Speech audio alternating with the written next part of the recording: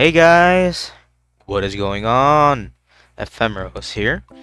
So, we're finally back, and also, before I say anything else, thank you for your patience of letting me have a day to basically sleep.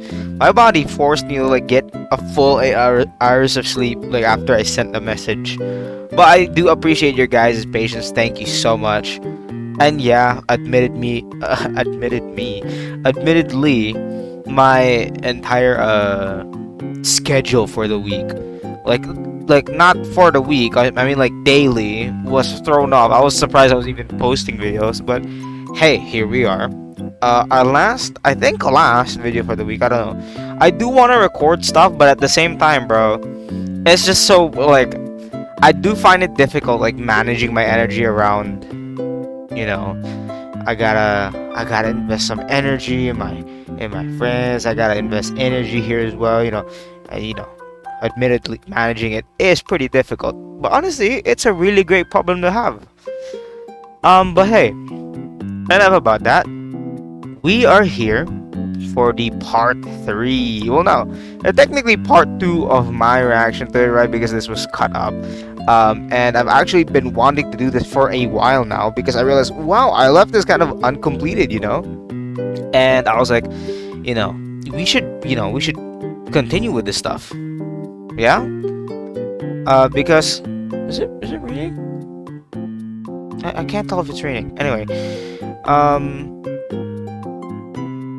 on the last part, I mean, this is just an hour, 20 minutes. Let's get through this. This is just basically maps. Although I will say, let's watch a little disclaimer that he did say. I saw this before I started the video, so let's rewatch it, right? Looks like at the end of the second generation. Yep. This was, again, mostly straightforward with the exception of the tower. Get used to theorizing So let me just like this, okay. because from this point onwards, nearly nothing has a confirmed location, and There you we'll go. have to get our theorist goggles on to make any further progress. Wait, I wanted to basically reread the info with my mind. I don't know. Onwards, nearly nothing has a confirmed location. Okay, yeah. Nearly nothing is a confirmed location, especially that they said for part 3. So no confirmed location over there. So we're gonna be theorizing a lot. Okay. Um. Hold on. Let me view something here. There was actually a video I wanted to show you guys. It's just a quick clip. It's very funny. I just wanted to share it with you guys. Literally unrelated to the video, but it's well, I don't know, 12 seconds. If you're afraid of bugs, just maybe skip 20 seconds forward. Listen to the sound of his he's giving a lot of sass because he's eating at the moment. Listen. I hope you guys can hear this. He's very sassy. And then he just angrily goes back to eating. You know. Anyway, I'm so sorry. Okay. Unrelated video. Also, I'm glad to be back on reacting to Oceaniz. I hope he's doing well, by the way. I don't know how he's doing at the moment, but I hope he is doing well. Let's get into this, bro. Is the okay? Quality is awesome. All the locations introduced. Also, yes, we will start a video. I'm sorry for pausing immediately, but the I'll try to keep.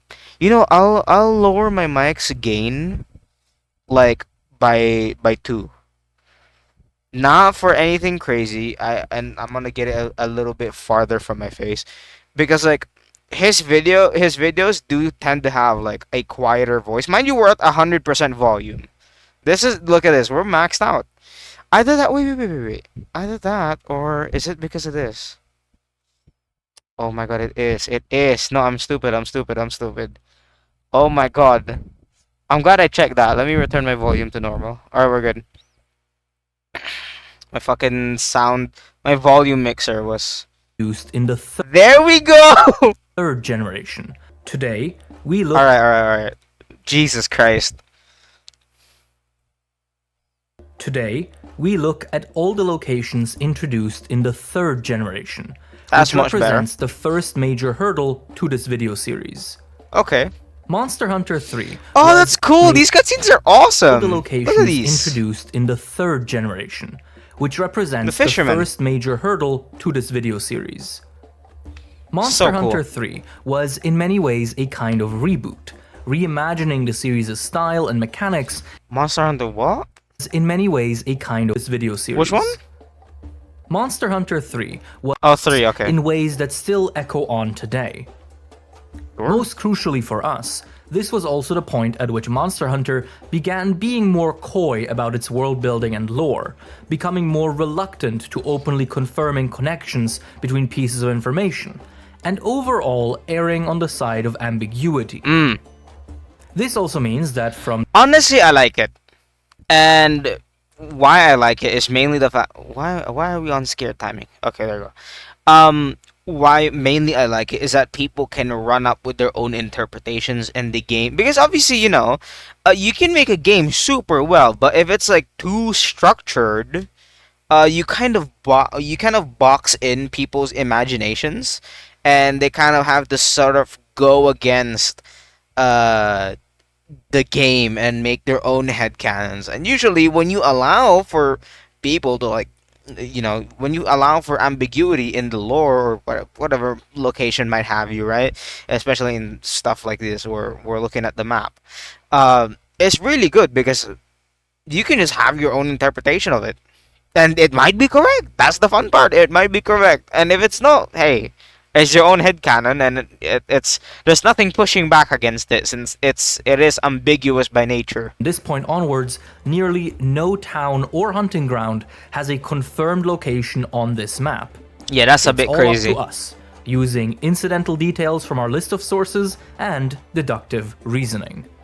List of sources being a random page or a random dialogue that Oceaniz has found. I mean, don't get me wrong, bro. Props to Oceaniz as usual for doing that. He's finding.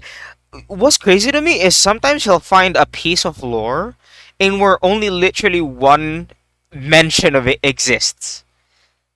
You're gonna look in multiple games, and you're telling me only once has this whatever thing been mentioned, right? That's crazy. It is kind of admirable, though.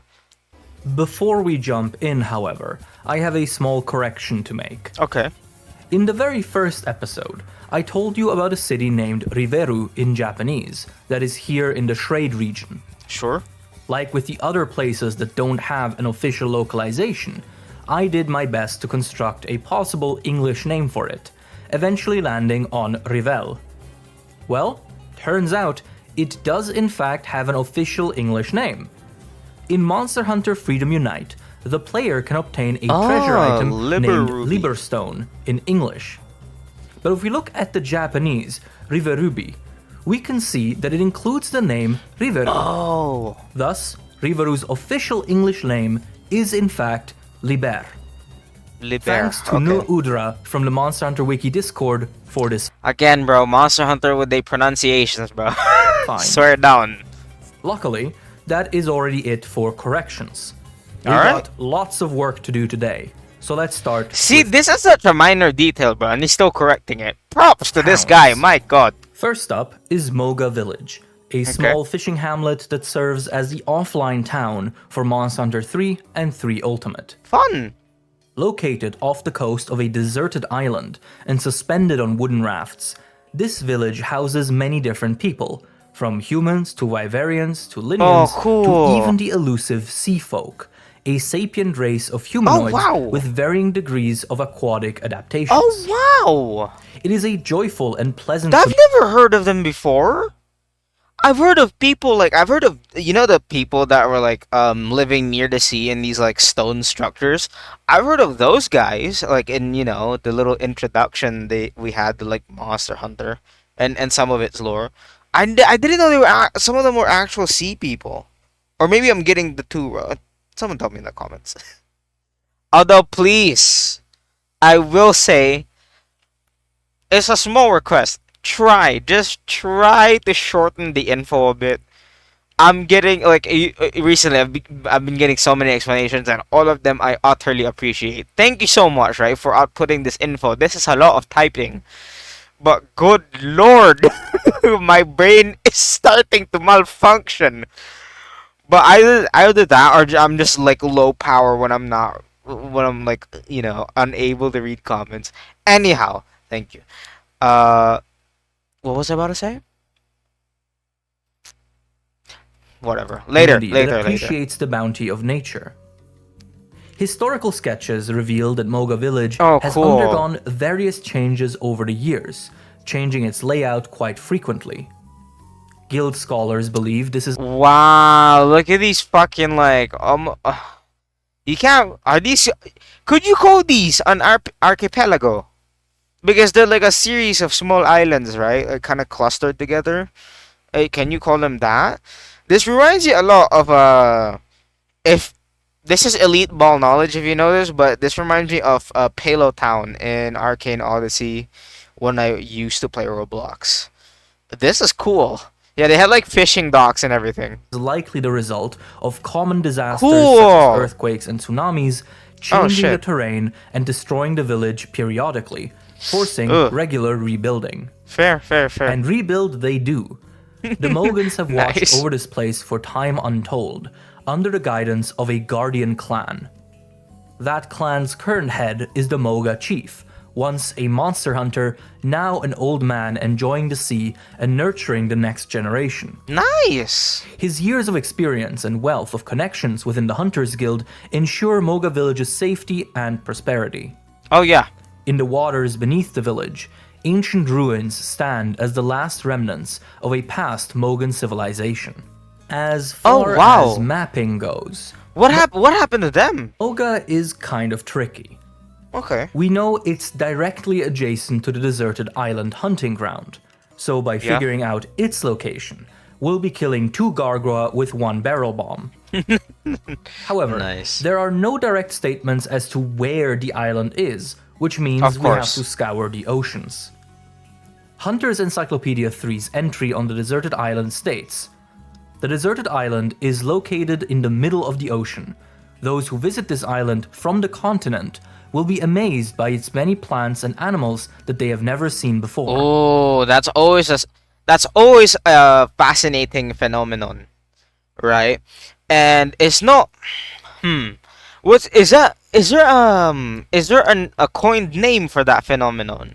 And where when you go to a, like, let's say an untouched island that is teeming with life. Let's say there's crabs and stuff, like cute little crabs, or maybe not so little. Let's say like coconut crabs of some sort, or whatever.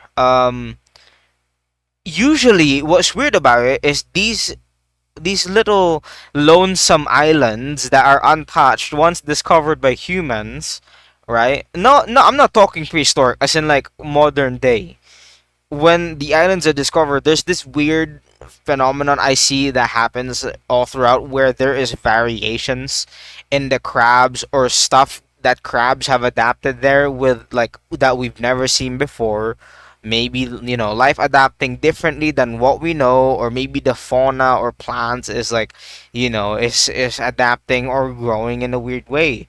I don't know if there's a coin term for that phenomenon, but it's always really cool. But yeah, it does remind me of that. This implies that A, Moga Island is not near any coast and is a true Yeah. ocean island. Could and be, B, actually, yeah. that it is still possible to visit it with some ease from the continent. While we aren't told which continent this is referring to, this expression usually means the old world main continent in the Monster Hunter books. Ah, I forgot they had that if stuff. we look at our map of the old world, there are a few islands indicated on it. It is of Sure. course entirely possible that Moga Island is too small to be drawn in here, but Maybe. that would not be a very fun answer, now would it? Yes, So of let's course. assume that Moga Island is in fact one of the islands depicted here. This far east crescent is Shiki, so we can immediately Okay, cross that disregard out. Yeah. We can also broadly disqualify all of these small northern islands. Moga is Okay. both depicted and described as having a mild climate year-round, so there is absolutely no way that it is That's a good deduction. Oh my days. Oceaniz. north of Poke. Okay. This essentially leaves us with three options. This western island off the coast of Shrade, this tiny island on the eastern coast, and any of the islands in this southern island cluster. Wow. In Alright. Monster Hunter Generations Ultimate, the Argosy captain can sometimes appear in Kokoto, where he will say, "But my ship, Argosy, was attacked near Kokoto here, which far from Moga." This seems to disqualify the western island, as it is quite Bro, his deductions, some of his deductions are insane. Oceaniz, what is going on? I'm actually shocked. The amount of deduction he's doing from little entries that he's seeing is crazy. close to where we know Kokoto is. Yeah. Oh my This leaves god. us with two options. You got the bottom Now, one there. remember I that think. the very first world map of Monster Hunter also indicates this world's equator, which is Okay. down here. Cool, cool, cool. Looking at this, the eastern island also seems too far north to have the kind of year-round pleasant climate that Moga is described to have, so I feel comfortable disqualifying it due to this. The only option we are left with is thus this island cluster here, south of Erude. Which of these islands Wait, I could be right. Oh my god. I just realized. Wait, I believe this. You know, we saw a bunch of almost this cluster of islands, almost like an archipelago, right? And I'm sure it's not as simple as just, oh, they're an archipelago. I mean, look at how far they've drawn out on the map. Surely that's a few kilometers at best, right? That's still pretty far, but like, you can just seafare and travel. At least it's much shorter, right? But yeah, this could be it. is Moga is honestly a complete guessing game at this point. Moga Honestly, Island does need to be somewhat sizable, as the variety of monsters that can appear there is quite immense. Beyond Okay. just its size, however, I believe it ought to be long enough for its northern part to be above the equator, while its southern part ought to be below it. That is because very rarely, Beroth, an exclusive Bro. desert dweller, can in fact wander into the woods near Moga village, which would imply that there is some area on the island warm and arid enough to support this species. If we again look at where the equator is, there are two islands that fulfill this criteria. Finally, in Monster Hunter 3 Ultimate, Neko the Argosy cat states, "Whole world soon be talking about brave duo of Tiger of Far East and Hero of Middle West. That you." This is likely meant as a joke, but the term Middle West does somewhat align with the western one of our two remaining candidates, as it is the western side of the continent's middle. This is, Okay, admittedly, what does that mean? not watertight reasoning, but Sure. at this point it could be either of these two islands, so I'm comfortable making this call, placing Moga and the deserted island here, in the island cluster south of Erude. I mean, Next yeah. up is You know what was really not blinding. What should be the word that we're using here? Uh, well, okay. I'll first say I'll first off say that humans are really not great with imagining perception, right? So when you see this little tiny fucking whatever on the map, you think, oh, it's just it's a small thing, right? Of course, you're a fucking human. We know of like countries and planets and stuff, but like we're really bad at imagining how small we are. Like, sure, I know some people are like, oh, it's pretty easy to imagine. We're like insanely small. I mean, yeah, but like, I mean, when you're seeing the world through your own eyes, of course, everything's gonna look big when you actually like are. Let's say you're actually in front of what you're imagining. Let's say in front of the sun without burning.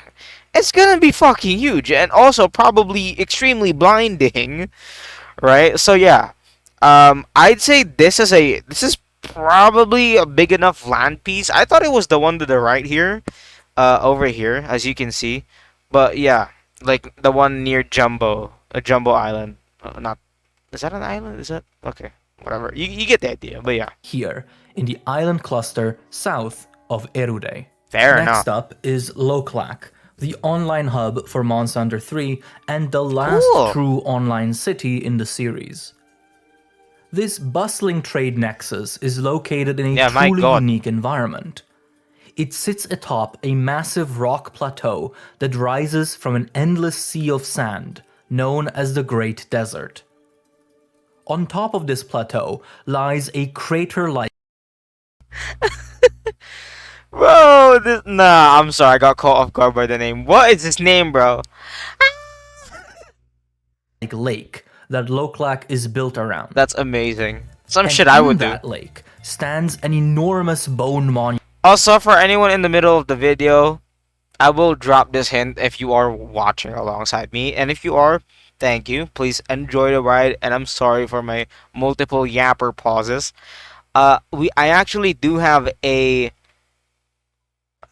how would I say this without making anyone just immediately panic or whatever? I don't know. It's not that special, okay? Don't treat it as such as some crazy thing. But like I do have sort of a skeleton for a Discord. I say skeleton because like it's up and yeah, sure it's there. It's physically existing now. Oh, not sorry, not physically. What the fuck does that mean? It's existing now, but it's so bare bones at the moment. But I still have to work on it. But I just wanted to let you guys know because well, I did say we will have one at like the first 1K subs I got, so we had enough people to like, actually be active in the server. But I didn't expect my channel to suddenly skyrocket to 1.3 in like a matter of a week. Okay, so cut me some slack. I do apologize if it's delayed. Oh my god. I do appreciate your guys' support though. It means a lot. So thank you guys. Believed to be the fang or horn of a gargantuan elder dragon from eons ago. Damn, okay. Loklak City is a hub for travel and trade, and sees high volumes of traffic by air and sand ships. Dog, it must be hot in this bitch. I'd be so thirsty, bro.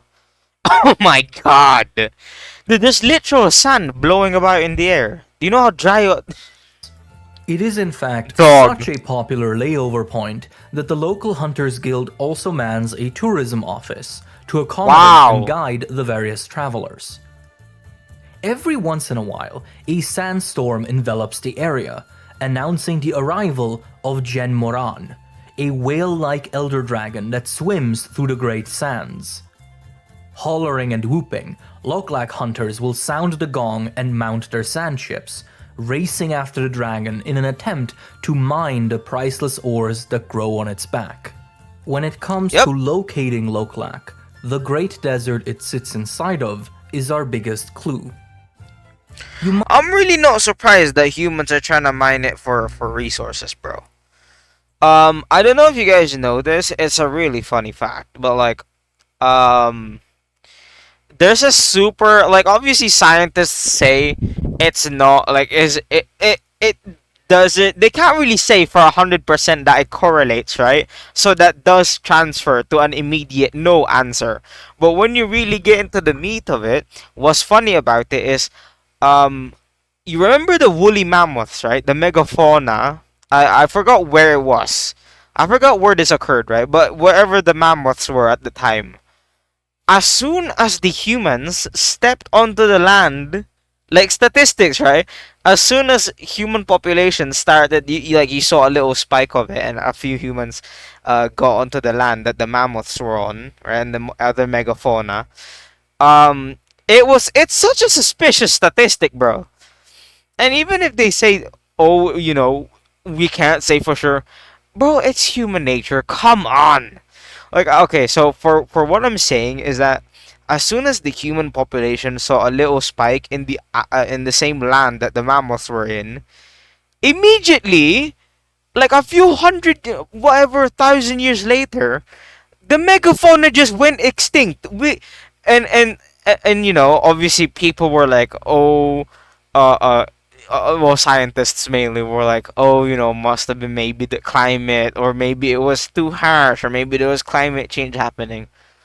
Brother, you kill one mammoth, that's thousands of pounds of meat, precious fat, and then like blankets and coats for the kids because it's cold over wherever they were, right? Because it's a woolly mammoth, of course. It's going to adapt this woolly-ish look because, well, they're in a cold place, right? So, like, of course, I'm not surprised we hunted the things. Like, and then they're like, oh, we can't say for sure. Come on, really? Really? Are we serious? Anyway, sorry. Sorry for the rant. Might be tempted to look for it near our other confirmed desert areas. That is what I did in my previous mapping attempts, after all.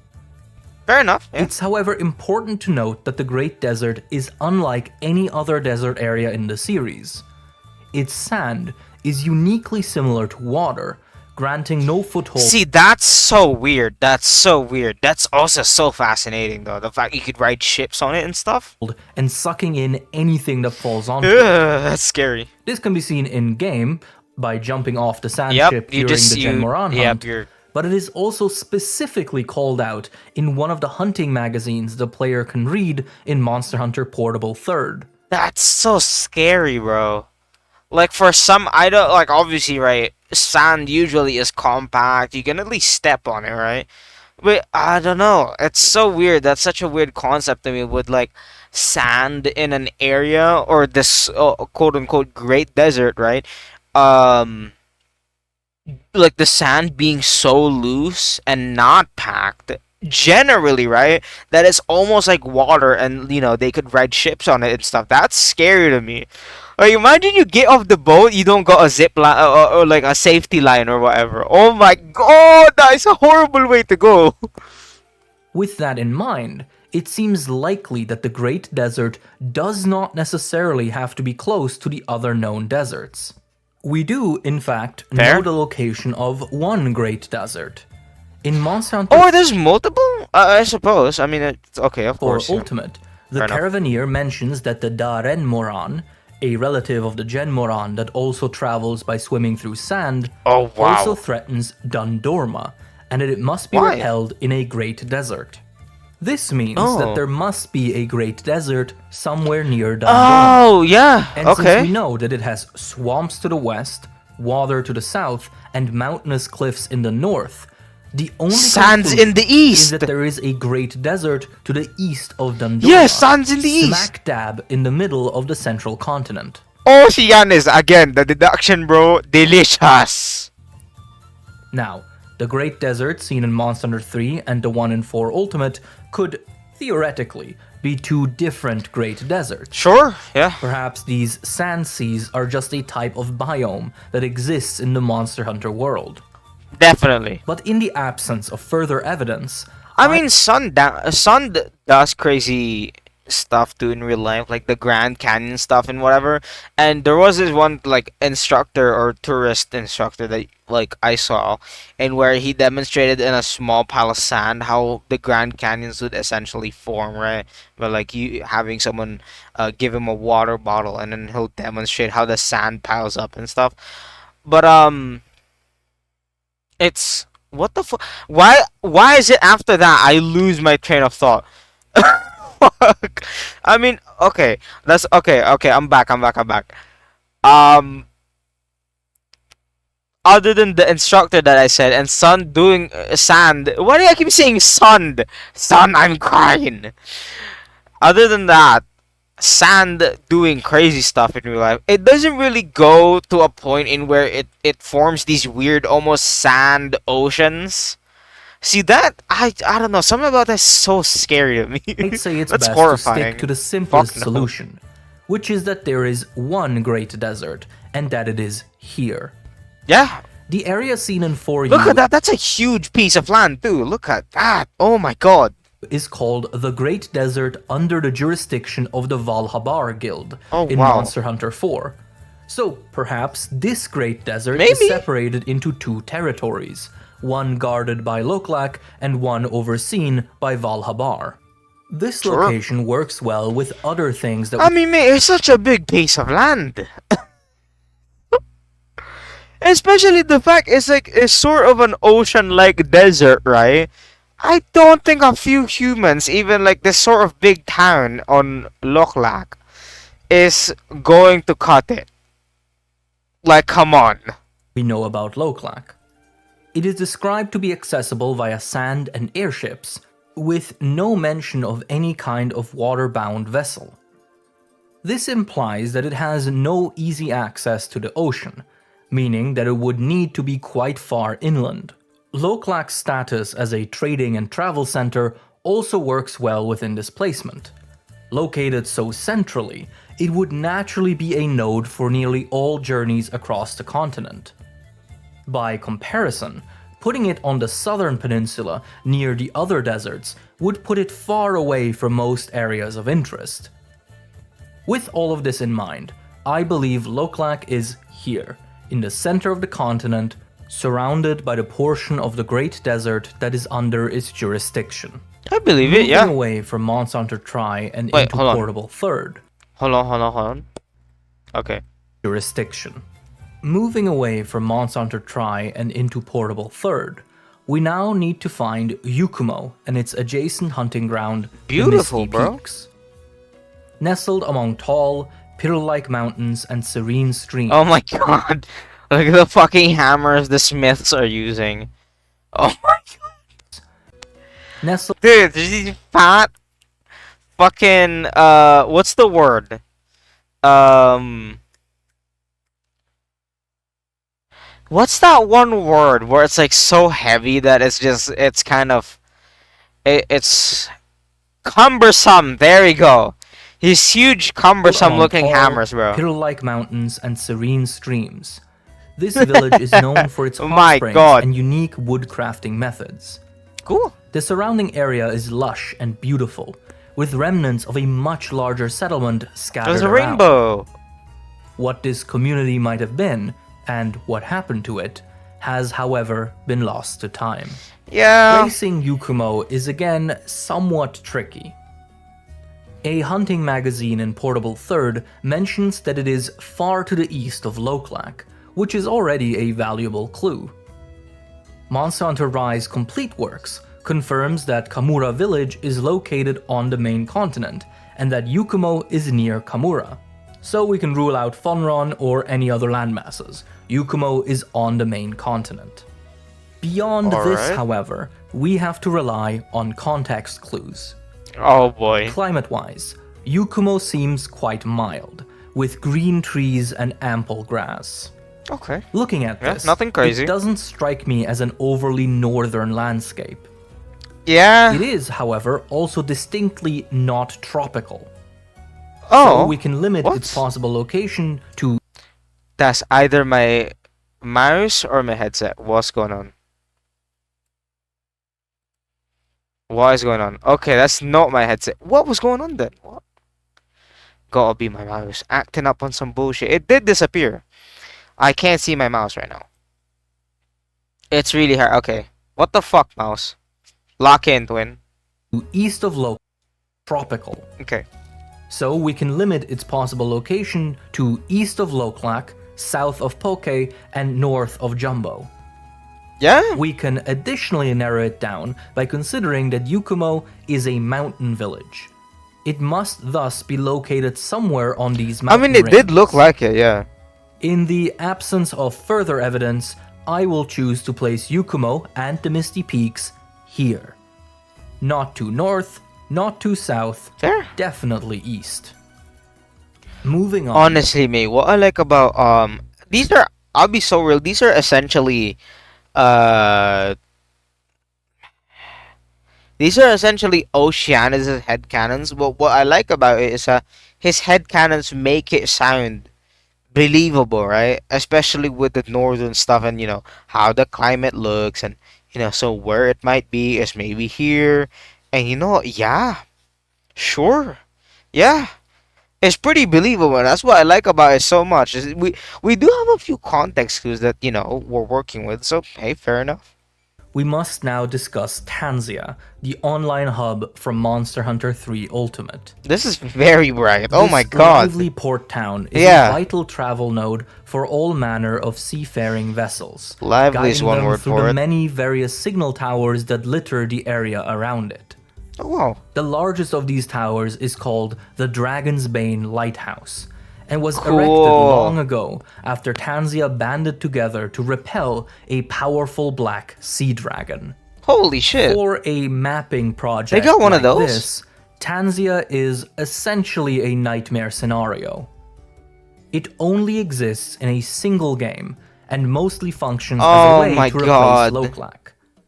It only has Really? a handful of NPCs, many of which only speak in purely functional dialogue. Its only lore entry No is in way. Encyclopedia 4, How is he gonna make this one? Where is he gonna put this? which is notoriously sparse on actually useful information. Oh, what the fuck? And aside from the open sea, only very little is actually visible of the immediate environments. But nonetheless, let's make the most of what we got. In the animated film Monster Hunter Legends of the Guild, Guild Knight Julius mentions that Port Tanzia was one of the towns from which the fleets of the New World Research Commission departed to the new continent. This by itself tells us very little. We have no idea what direction the New World is in, and a port doesn't have to align perfectly with its destination.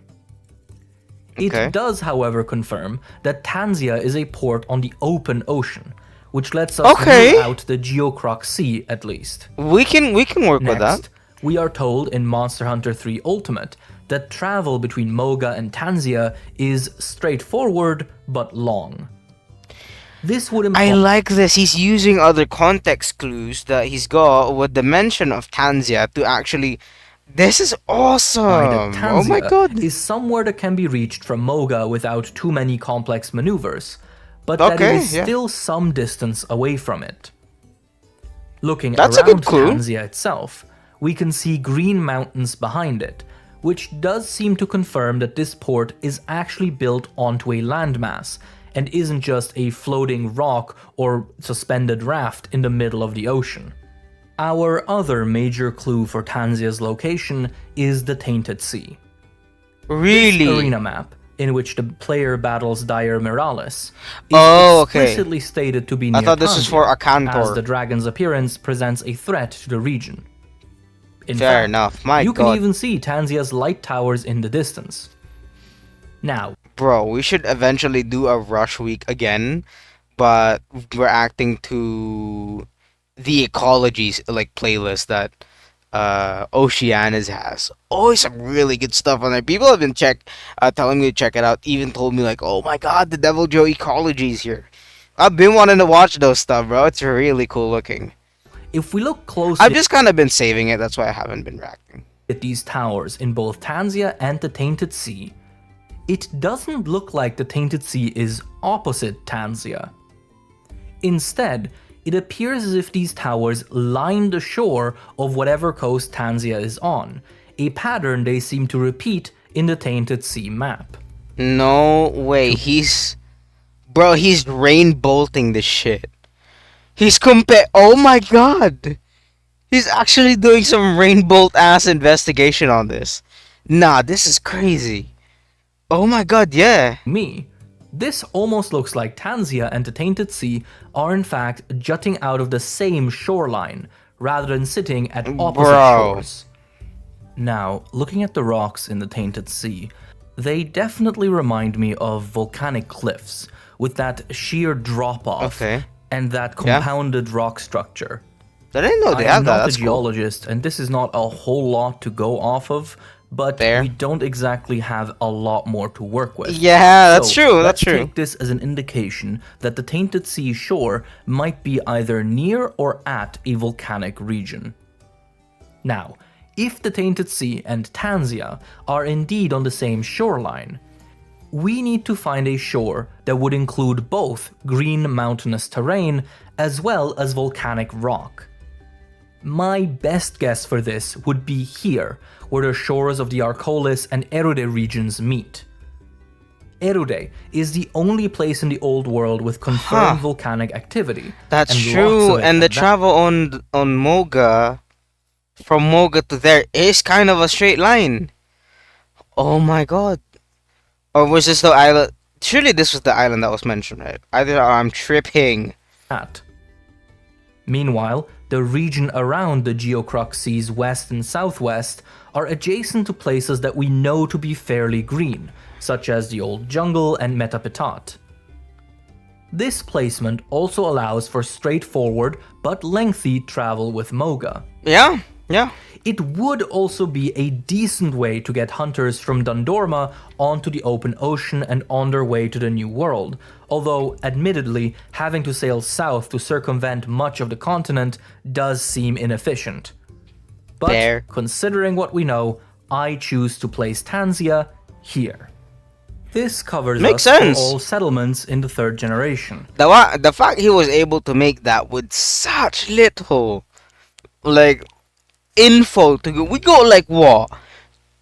Maybe a picture, and here a picture. We got like a picture comparison, right, of the landscape. So that was some rainbow like investigation of structures. Well, not structures. Structures? Sure, I suppose. Rock formations, similar rock formations, which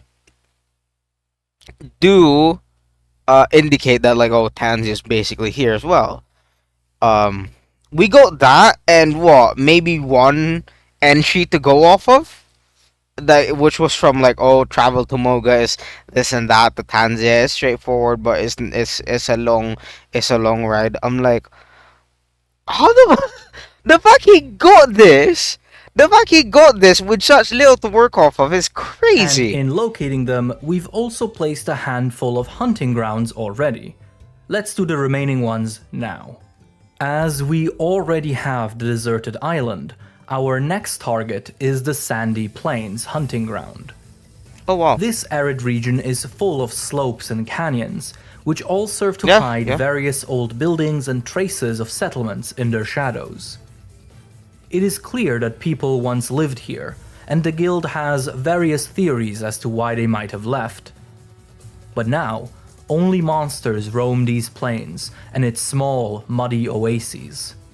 As far as mapping goes, the Sandy Plains has the advantage of appearing in two separate generations, 3rd and 5th. This gives us loads of information to work with. For starters, This is good, Monster this is Hunter good. Rise Complete Works describes the Sandy Plains as sitting atop a rock plateau that juts out from a vast sandy desert, similar to Loklak. That same passage even mentions that the hunting ground must be reached via sandship.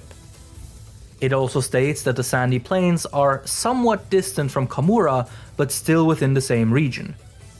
And because we already know that Yukumo and Kamura are quite close to each other, we can essentially treat any statements regarding vicinity to Kamura as also applying more or less to Yukumo.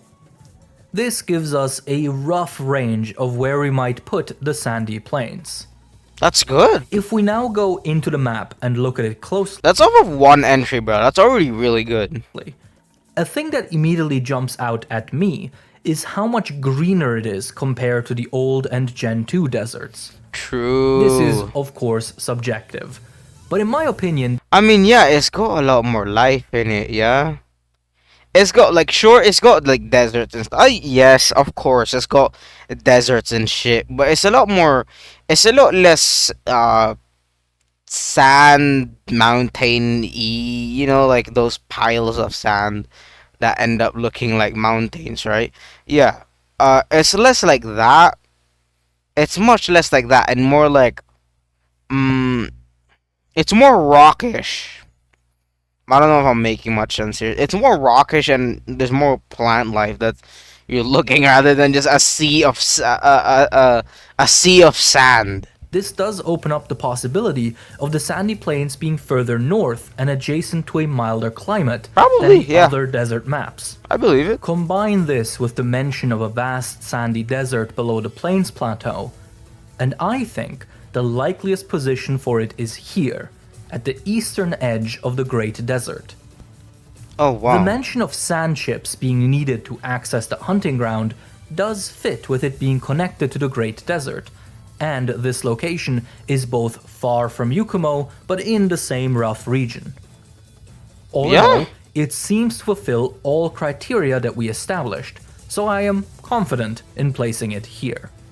Moving on, we reach Amazing. another 3rd gen hunting ground that returned in Monster Flooded Hunter forest. Rise, Ooh. the Flooded Forest.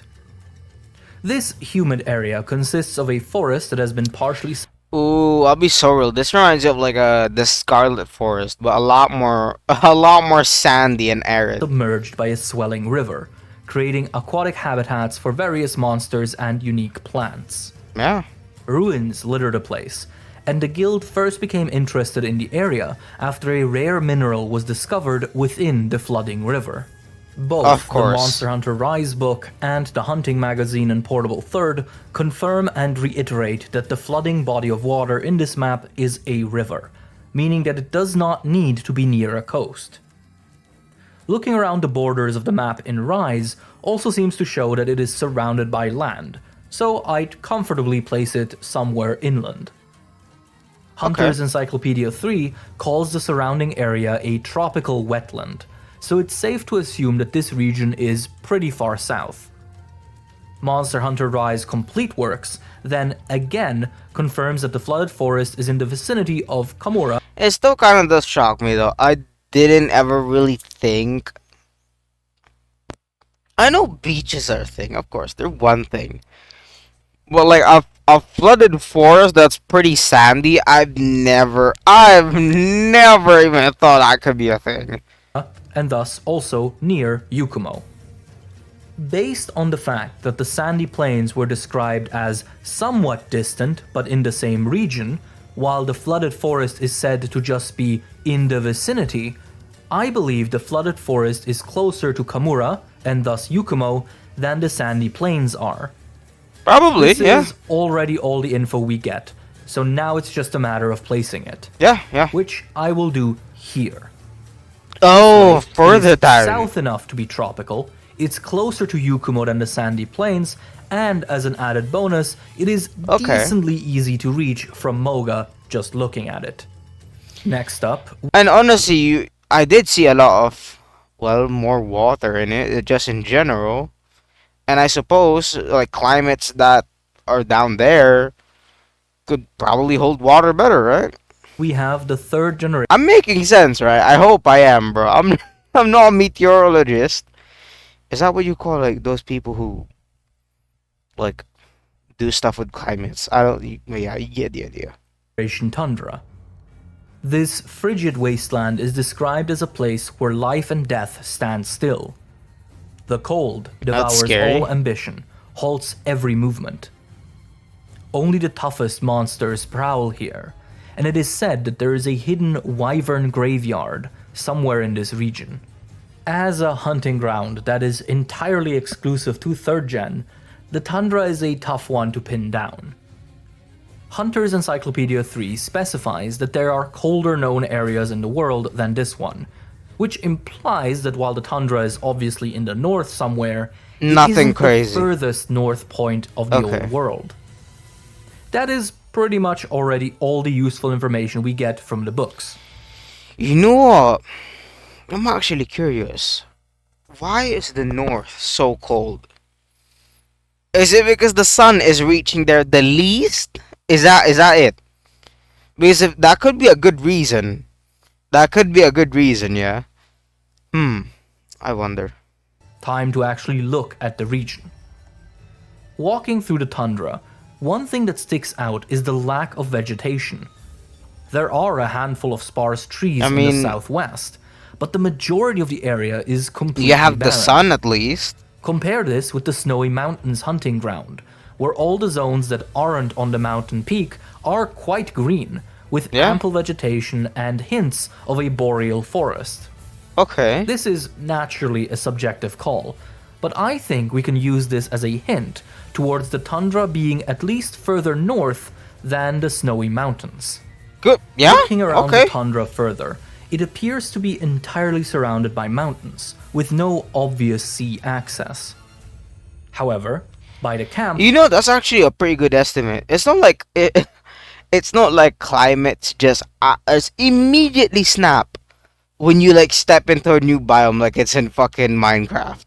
Where if the snow, oh, this is a snowy area, and then you step like 2 blocks to the side, and it's like, oh, but over here it's raining and it's also super humid. Like, what the fuck?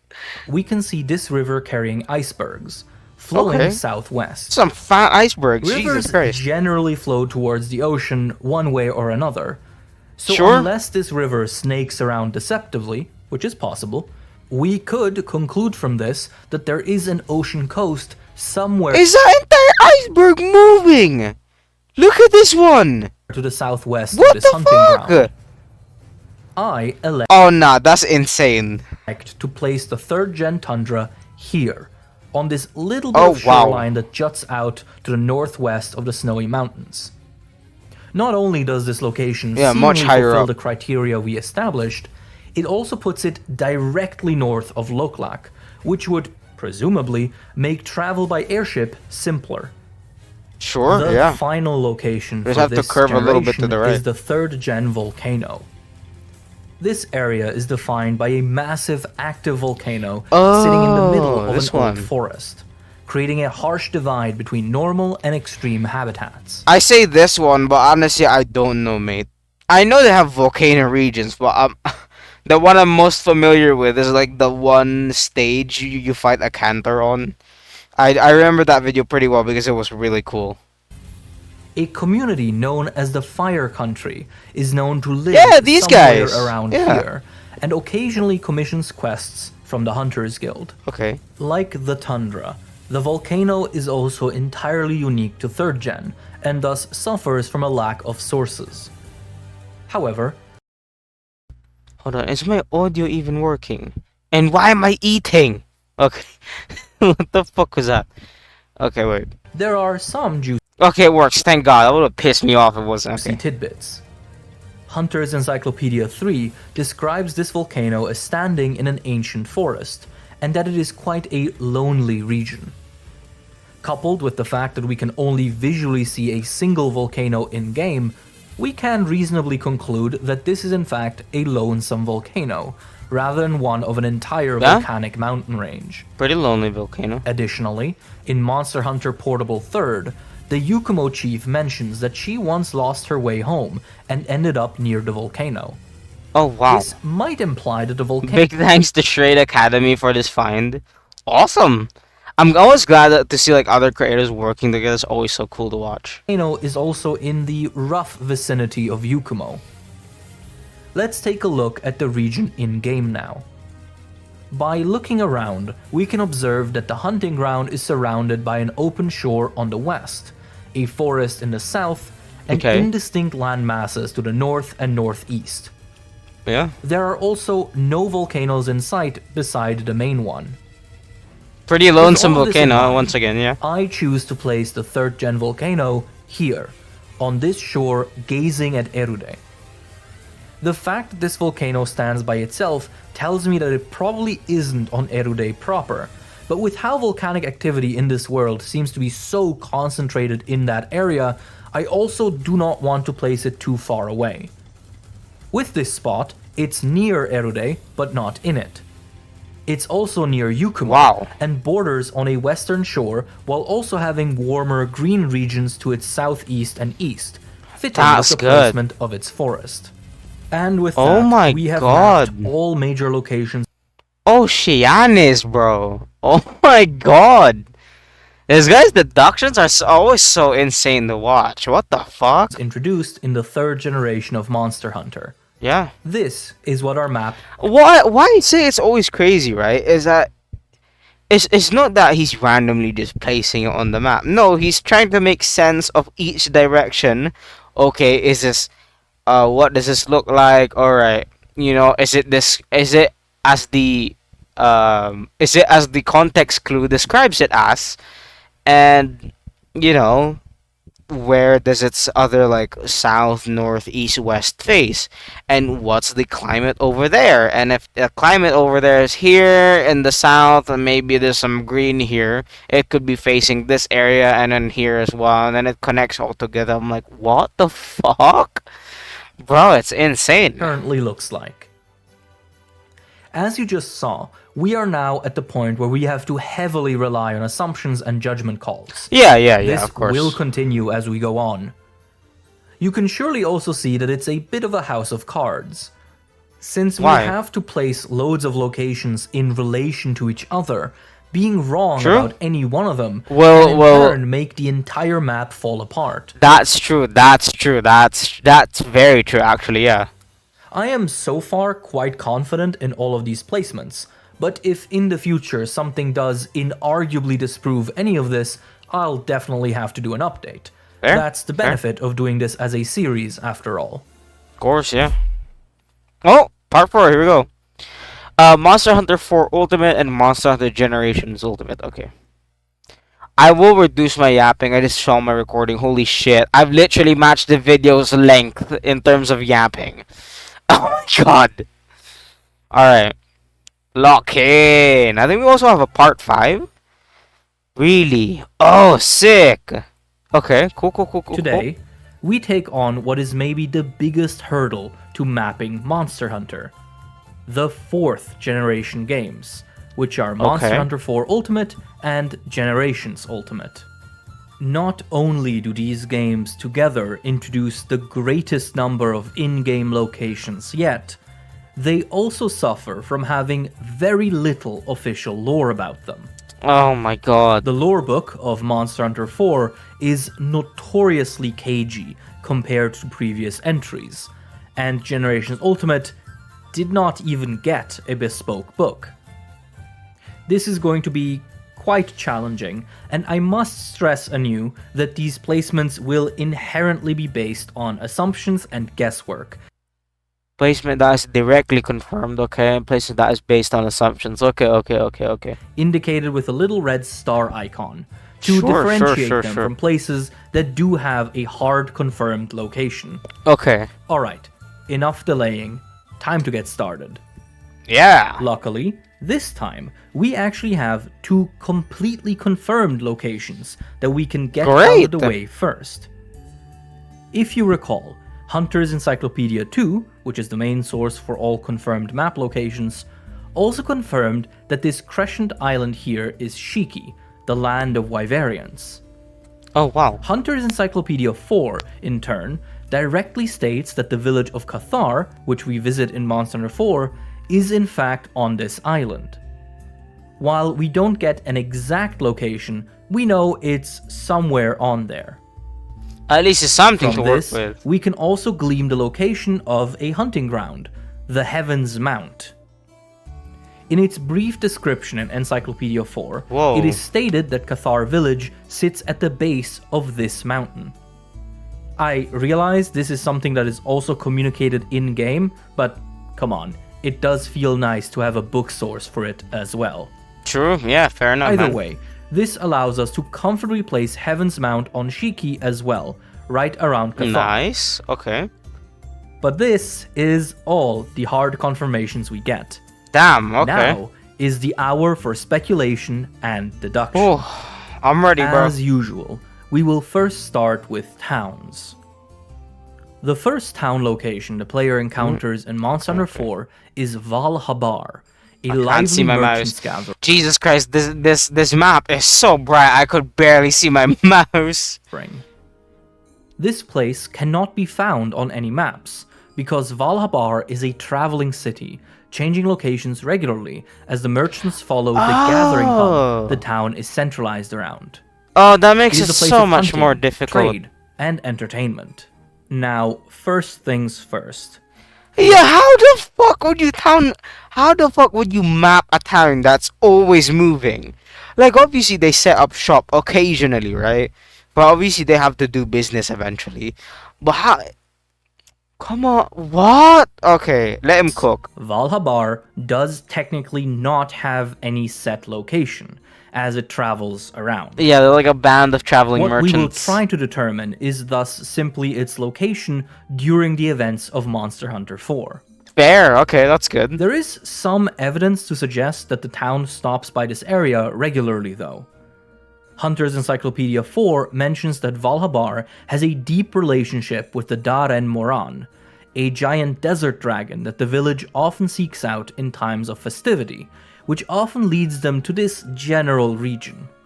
It is this relationship that gives us our first few clues as to Valhabar's location. Alright.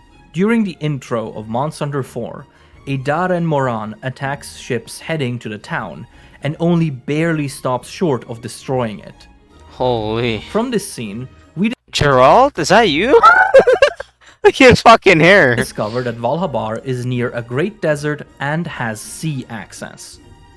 The latter is also verbally confirmed by dialogue from the Valhabar Master, who appears in Monster Hunter Generations Ultimate as a side character. Okay. Now, if you recall last episode, we asserted that the Great Desert seen in Monster Hunter 3 That's so cool to look at. They're like it's super cool looking, you know, the way they're riding the ships and stuff. Oh my god. and the one seen in Monster Hunter 4 are Why did it just drop in quality? Bro. The viewers need TS. Come on, Twin.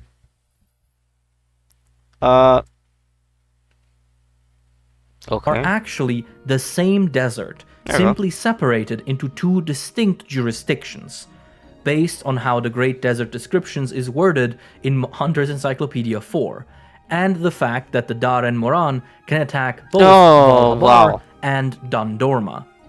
Reminder, this is an assumption on my part, and not at all confirmed.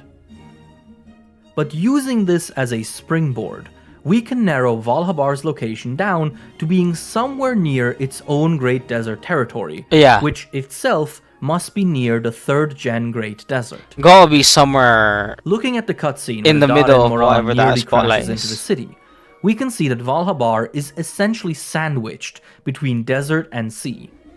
Yeah, yeah. Considering that, this spot right There's also here, some desert like greenery land that you can see over there. and sea. Considering that, this spot right here seems to fit really Yeah, well. yeah, actually, It yeah. is centrally located, which would be great as a regular spot for a merchant town, and has access to both desert and sea. Yeah, yeah. Note that the shape and size of the Valhabar Great Desert shown here is Of course. entirely hypothetical. We really have no idea about that. Also worth reminding you that this is the case for all hunting grounds. The Yes. colored areas are just approximation of where it might be, Yeah, not yeah, how yeah. big it actually is. Next up, we have Hearth, the only village in the series where we Ooh, get super to meet cool. Trovarians, a race of mole-like people that all excel at metalwork and blacksmithing. What the fuck are these other species of humans that I don't even know about?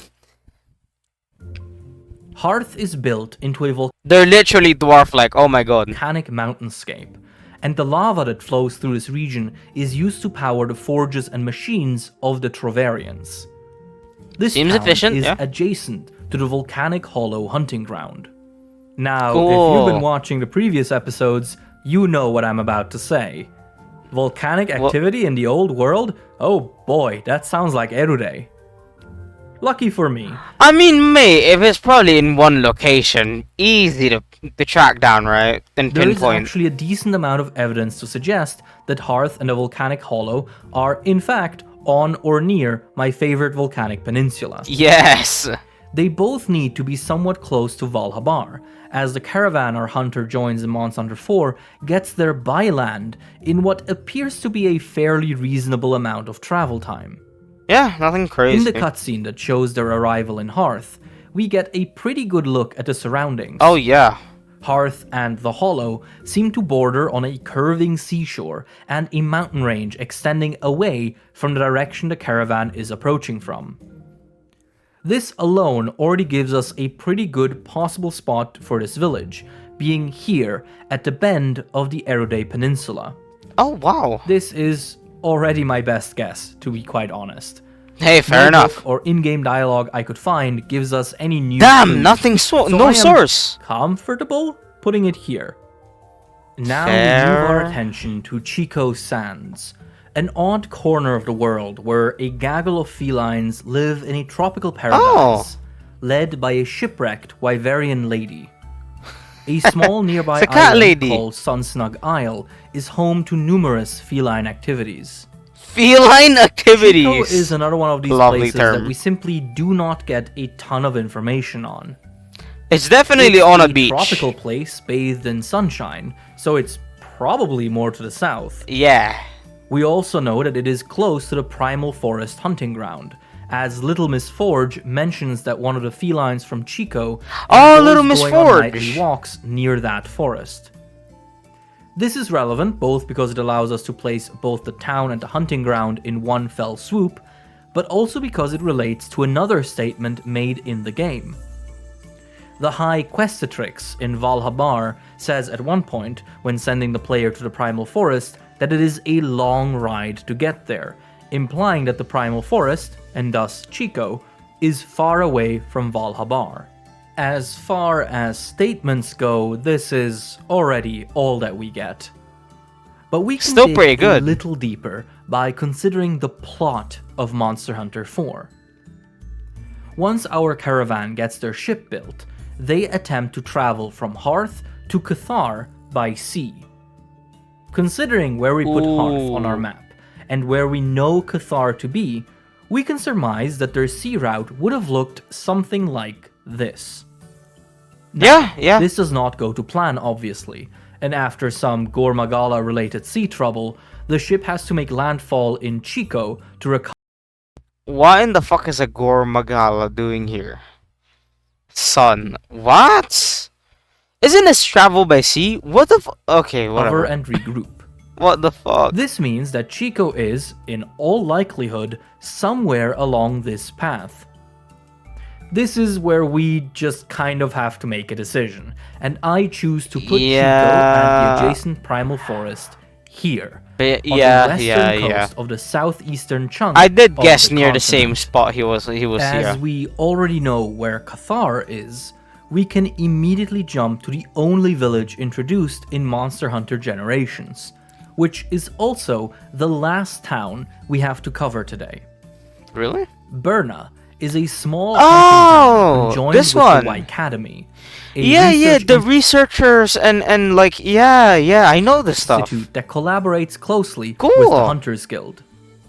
Yeah, The this is Academy awesome. originally ventured into this area to investigate an ancient limestone mine, which turned out to actually be fossilized remains of a gargantuan monster. Holy.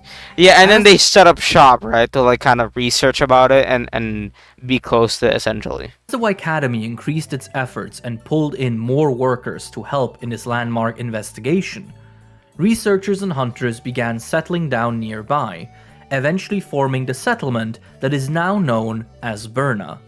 Nice. The rugged mountain terrain used to make travel here quite difficult, but breakthroughs in airship technology have recently made it extremely easy to move We to got and airplanes, from bro. this town. Full honesty here. I thought Berna was genuinely gonna be impossible to place. Really? Generations Ultimate never received Getting that, mind you, we're getting that from the man who deducted from like 2 context clues with barely anything to work with, and he still was able to get a good guess on where one location was. The fact he thought this one was kind of impossible was honestly kind of entertaining. It's super hard to challenge. I suppose it was challenging to make it because if you're thinking where it is. I mean, then again, you do have the Well, I suppose once you get the context clues, it's a bit easier, but still, bro. a bespoke lore book, and all the info we have on it is from a single interview in Principles of Creativity 2, which barely says anything of note about the lore of this place. The landscape is non-distinct, and game dialogue doesn't address its location in any meaningful way beyond simply saying that airship travel has made it very accessible. Damn. I was actually kind of close on giving up on this whole project altogether. Really? When Jiu finally threw me a bone. In the description for the quest, Travelers in Trouble, we learn that a group of travelers who were going from Berna to Dondorma were attacked by Ioprey in the marshlands, which is Jiu's name for the Gen 2 swamp. Oh. Now, because we know where the marshlands and Dondorma are, Oh, we can figure out shit. Berna's rough location. Yes, actually, yeah. Remember, the Gen 2 swamp and the city of Dondorma are not placed here because of my assumptions. They are explicitly put here on the map that we see in Encyclopedia 2. This means you got two Looking at solid these two locations. confirmed points, the only way for this quest description to In make the middle, sense in the middle. is if the travelers were approaching Dondorma from the west, as they would otherwise not have any real reason to be going through the marshlands. There, This okay. means that, surprisingly, Berna is actually probably near the Schrade region. We know that Really? the town is surrounded I by suppose, mountains. yes. And while there could be many mountain ranges that are simply not indicated, I'll choose to stick with the mountains we see drawn on this map, which are just copied exactly from the Encyclopedia 2 map. Yeah.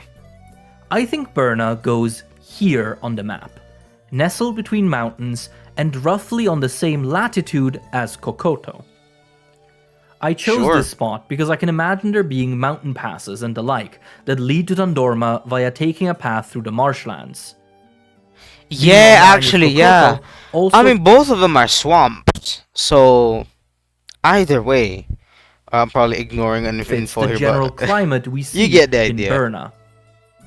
Not 100% sure of this, but frankly, course, yeah. considering I thought this town was gonna kill the map project entirely, this is Oh my good God. enough for me.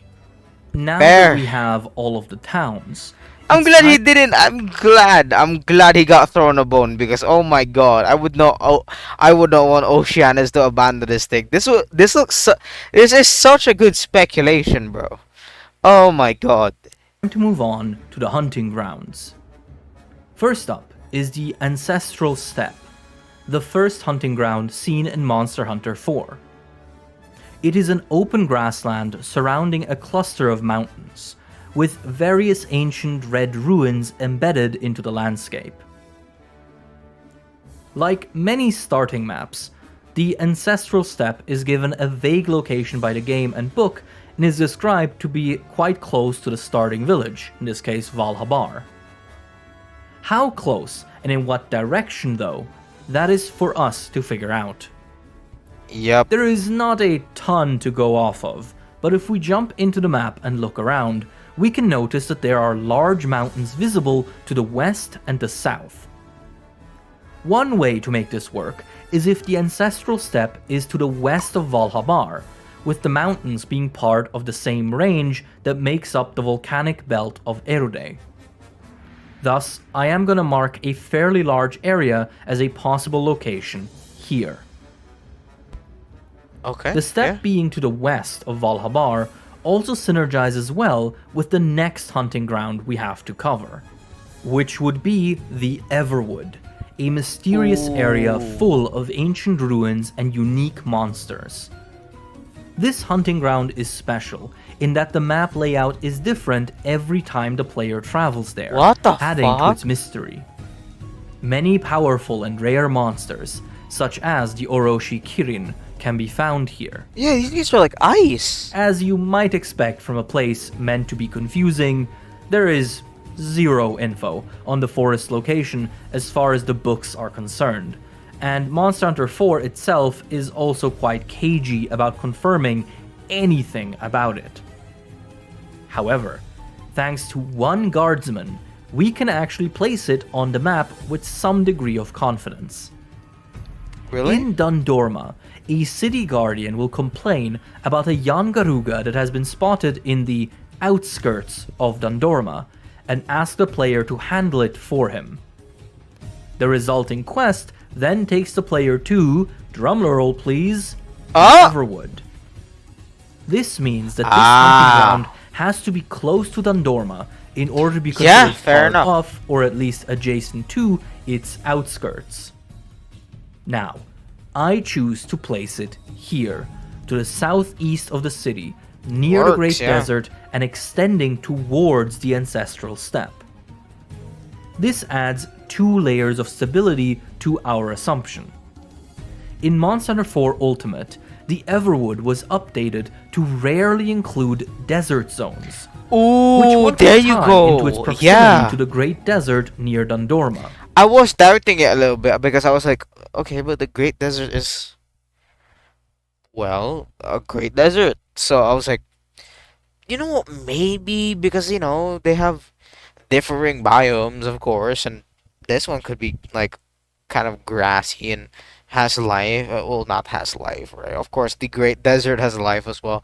But I mean, like, in a way that is a lot more on the green side of things. So I was doubting, like, okay, what about, the literal Great Desert it's touching? So the fact it includes a desert theme level as well yeah, that explains it pretty well. And the ruins found in the Everwood seem visually kind of related to these found there in you the go. ancestral steppe. So I Yeah. could imagine that whatever civilization left them behind could have stretched from the Geocrux Sea all the way down to the steppe. Oh, don't This be is surprised. just theorizing on my part though, but Fair then enough. again, so is most of this video series. Yes. Moving on, we now have to tackle the Frozen Seaway. This frigid area is a frozen hellscape Ugh. ruled over by monsters like the Zamtrios, a place where only the strong survive. Whirlpools surround the frozen sheets that make up this hunting ground. This is another one of those locations that nearly made me give up entirely. No. You might think that, hey, it's clearly an Arctic region, so at least we know that it Yes. should be up north, Sure. right? Sure. Yes. And I'd I assume. am so sorry, but that is actually not the case. What the The fuck? Frozen Seaway is described, both in-game and in the books, as a place that was not originally cold. What? Instead, it is said to have suddenly turned into a frozen waste near Ah. instantly, a long time ago. What the fuck? Nah, this could be some Elder Dragon doing. This gotta be. What the fuck is During going what on? the Guildmarm describes as a freak weather event. Ugh. You can see remnants of this in the map. There Yeah, are things massive just- waves that were frozen Oh solid my god. That's a wave? What the fuck? mid-crash, and the feline settlement of the hunting ground shows glimpses of what this area once looked like. This is fascinating and also very, very bad for us. It's quite The disturbing, frozen I'll be so seaway real. could literally be anywhere.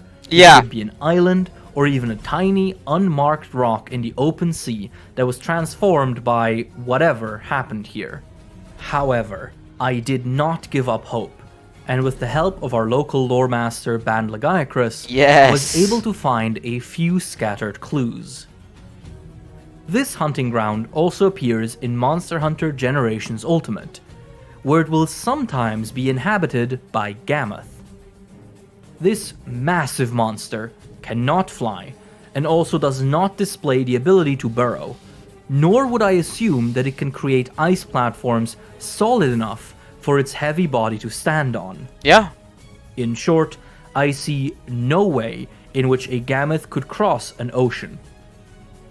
Its Oh, it's presence gotta be here in land then. It's gotta be in land. might thus imply that the seaway is at least No, as in land. As in like. I mean, in a way, like it's connected to land, like bigger land, right? not a full island, and is Yes. somewhat connected to the mainland. For our next clue, we return to Monster Hunter 4 Ultimate, in which the quest, Advanced Chumming the Waters, tasks us with killing 2 Zamtrios in the frozen seaway, because they were preying on and scaring away all the best fish on Sunsnug Isle. This quest is in fact necessary to unlock Green Plesioth in the fishing minigame. Ooh. Now, Okay. the only way this makes any sense is if the frozen seaway is somewhat close to Sunsnug and thus Chico, since that's the only way in which killing these 2 specific Zamtrios would solve this issue. This does make a degree of sense, since the frozen seaway is only unlocked in the story after reaching Chico. Fair enough. Our final piece of evidence is again a visual observation. Ooh, yeah.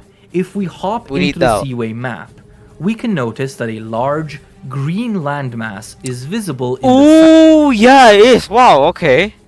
Considering all of the clues, I choose to place the frozen seaway here, jutting out at the western shore of the southernmost Wow. tip of the continent. The landmass seen in the south of the hunting ground That's still super scary to imagine, though. What could have possibly flash frozen an entire fucking... Mind you, this is a big environment. That was a huge area. A whole mountain, mind you. would thus be our first And it just ever got flash glimpse frozen. of the shores of Aya. Alright, we are all done with Monster Hunter 4. All that is left now is the hunting grounds introduced in Generations and Generations Ultimate, which are luckily only 2.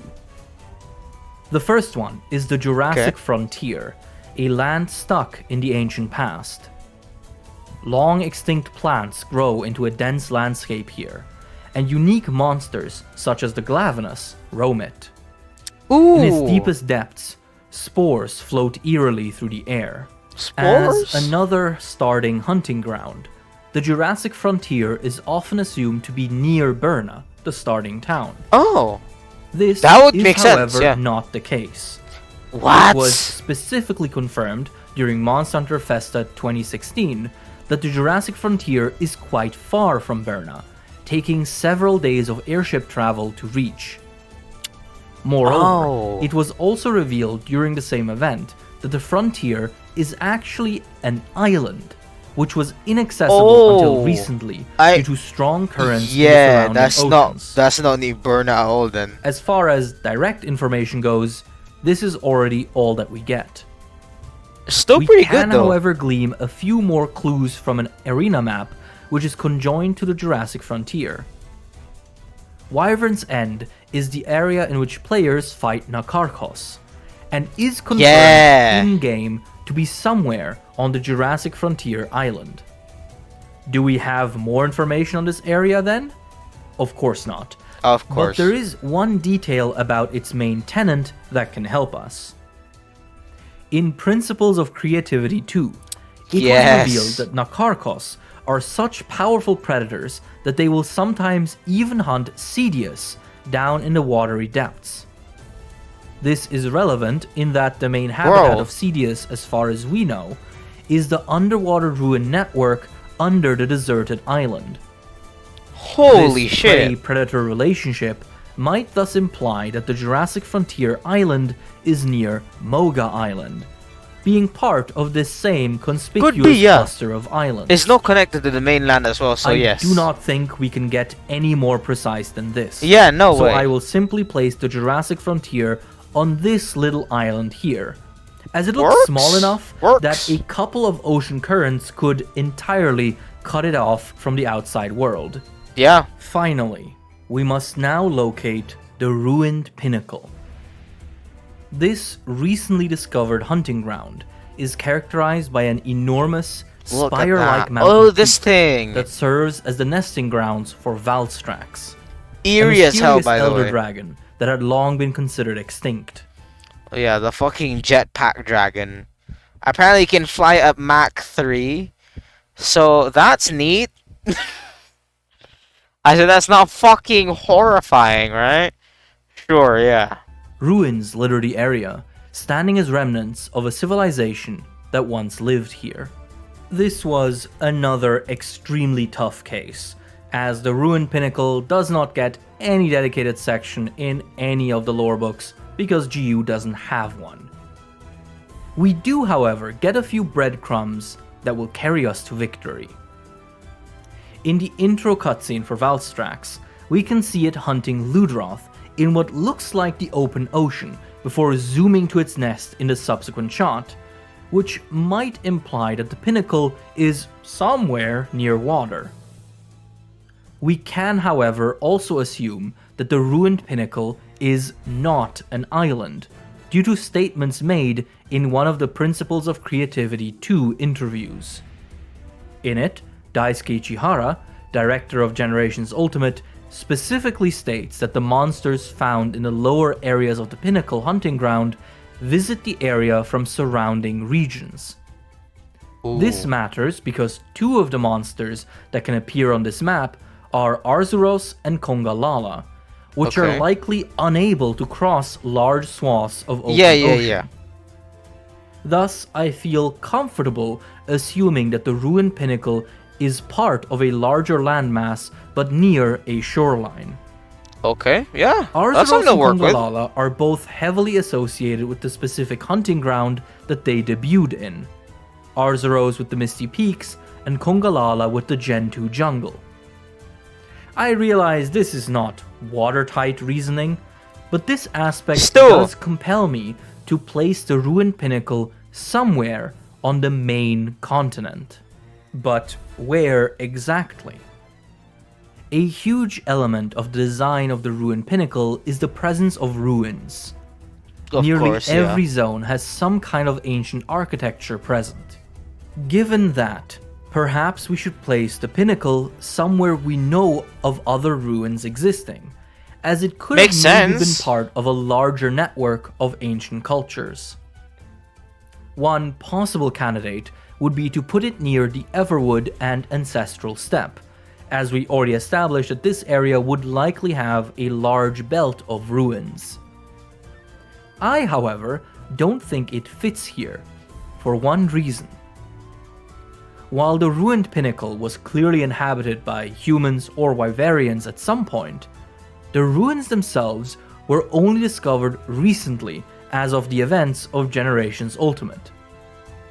Considering how spectacular the pinnacle is, it only having been newly found implies to me that it is located far away from any current settlements. That is why I would not put it near the Everwood or Ancestral Steppe. There are now quite a few inhabited areas around there. Instead, I think the best place for it would be here, south of the Gen 2 jungle. Ooh, yeah. This place fulfills all our established criteria and is, as a bonus, decently close to both the Gen 2 jungle and the Let me read that for you guys. We know this area has ruins due to the Gen 2 jungle. Okay. Misty Peaks. Yeah, makes sense. Further enabling Arzuros and Kongalala migrations.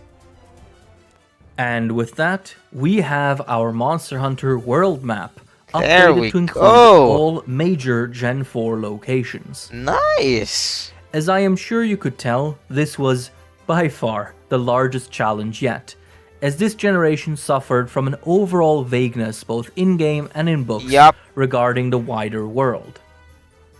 Subsequently, this is really not a lot of lore to go off. We made are a little braver than I would usually feel comfortable with, but I do think we did the best we could with what we had.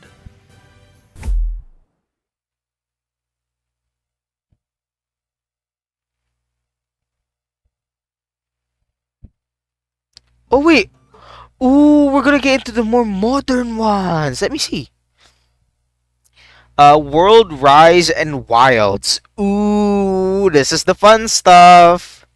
I'm not saying the older generations weren't fun. I'm just saying, you know, this is the one I'm more used to seeing.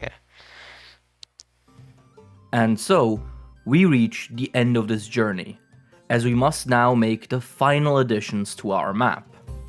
The locations introduced in Monster Hunter World, Monster Hunter Rise, and Monster Hunter Wilds.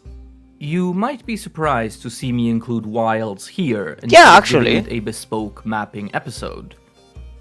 The reason for this is that there isn't actually much to figure out in Wilds. Okay. The game's world is entirely interconnected, and thanks to the in-game map menu, we know pretty much exactly where these locations are in relation to each other. Alright. There is only a single question that we need to answer about Wilds, but we'll get to that at the end. Before we jump in, we have to make one last correction. Awesome. Alright. In the previous episode, we discussed the locations of towns seen in Monster Hunter 4, which included Chico Sands. Yeah. A few of you were surprised when I placed it on the mainland, as many fans commonly assume it to be on an island. Yeah, I mean, look at it's like on a fucking. I mean, I could see that it being a beach, right? Fine, fine, that actually works. But there's so much sea out here. I was myself curious where that belief might have started, and after some back and forth, commenter Eternal4651 pointed out that a villager request from Generations Ultimate appears to link Chico Sands to the island region around Moga. Ooh. In this request, a horde of daimyo hermitors is tearing up the deserted island, which stops the felines from Chico from fishing in the area. This would seem to confirm that Chico is perhaps even on the same island as Moga. Oh wow, okay. But is that really the case? One thing to keep in mind is that the felines of Chico go on their gathering missions in the surrounding regions in little boats, traveling some distance for each task. The precise wording of the request is somewhat ambiguous about if the fishing spot in question is actually adjacent to Chico, or if it's just a place the felines travel to for fishing. So while I don't think this confirms Chico being on an island, it does make me reconsider my placement of Moga.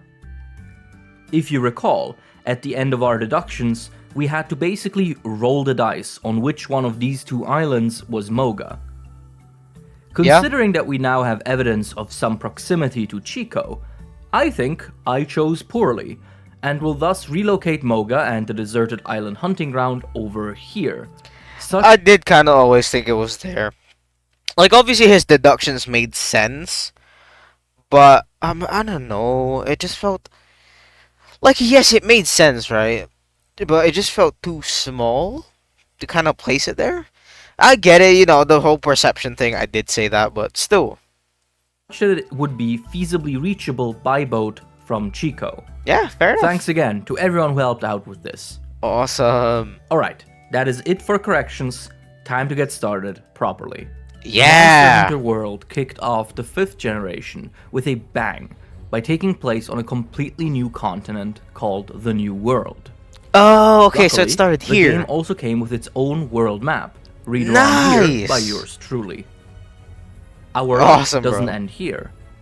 While previous games sometimes had highly stylized map menus that were Jesus mostly Christ. useless for our purposes, That's World cool looking. just showed us exactly where each hunting ground and town is. So, let's just add those here real quick. Okay. If only all of this would have been this easy. Yeah. One thing worth mentioning here is that while I drew it as a sort of peninsula here, it isn't actually entirely clear how the guiding lands connect to the continent. So since all the locations on the continent are already taken care of, we can focus on the I can't believe I'm learning a whole geology class about Monster Hunter of all things. I mean, I can't complain though. This is fun. in question. Where is the New World continent in relation to the old That's, you know, man, if I was Oceaniz, I wouldn't even face this question. I don't know. First things first. If we take a look at our old That's a world map, really good question. you might notice or remember this conspicuous western continent Sure. here.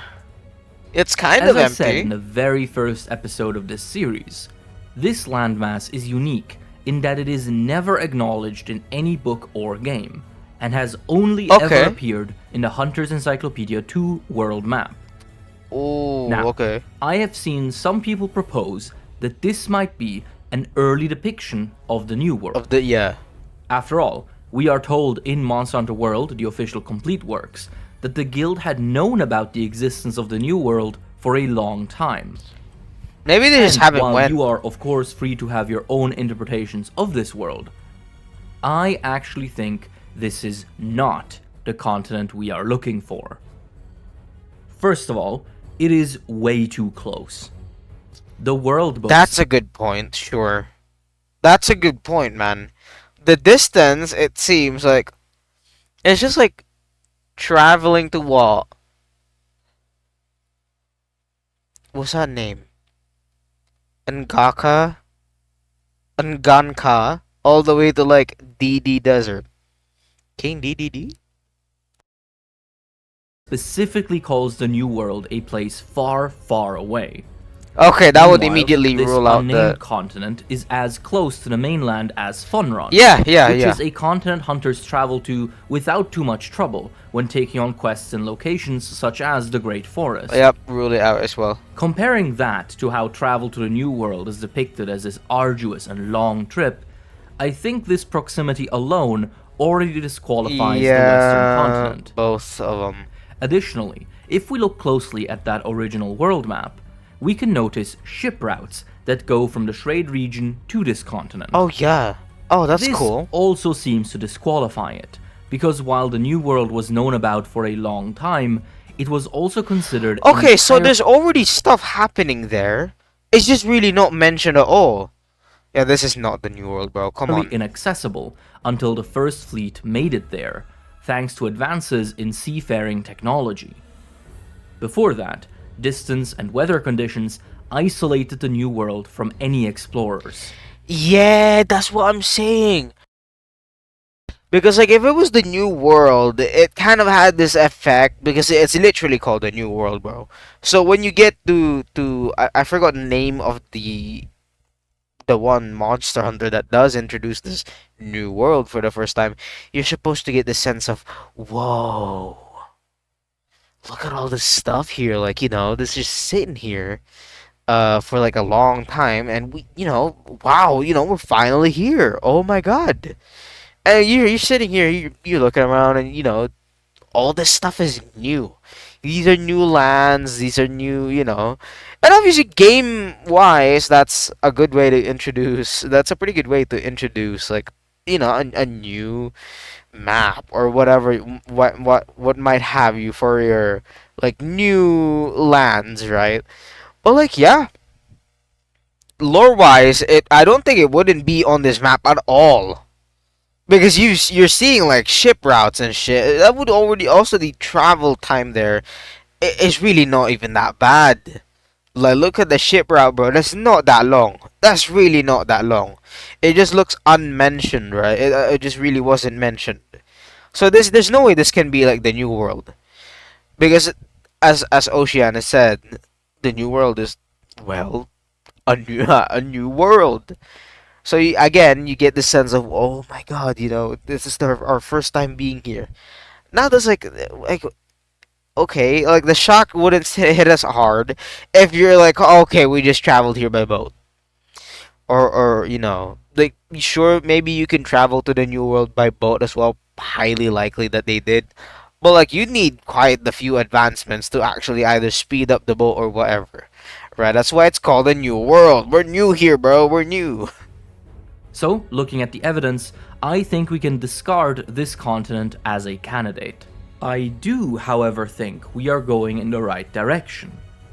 My assumption is that the New World continent is west-northwest of the Old World, so far away that it does not show up on this map. I base this assumption on two main reasons. 1. During the Fatalis story event in Monster Hunter World, the Research Commission is summoned to the Old World, which they travel to by boat. Their specific target is Castle Shrade, a place that we have a confirmed location for.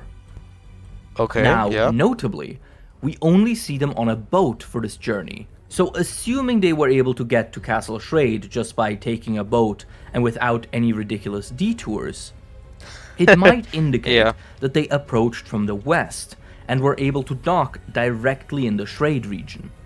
The second Sure. piece of evidence is even stronger.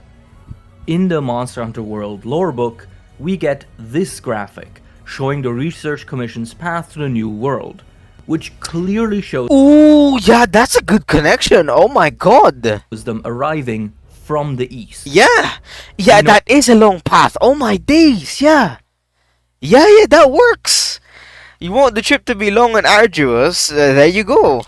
Oh my god. Know for a fact that this map is north aligned thanks to the compass icon here. So, with these factors in mind, I think we can place the New World here.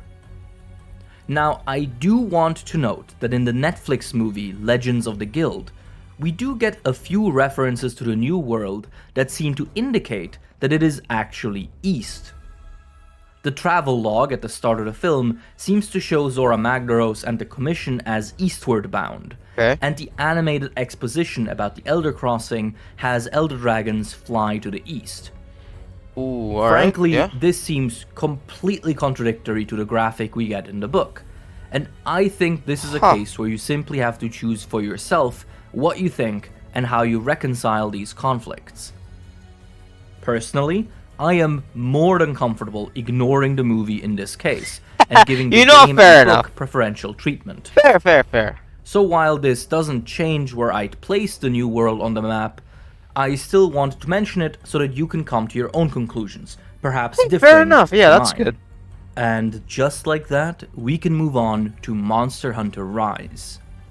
Yes. While World gave us an in-game map of an entirely new world, Rise kept things more old school, and was generally very vague about its Oh locations. god, the fucking Kezu. But that is just part of this project, so we will soldier on. First up, we have Kamura Village, the main town of Rise.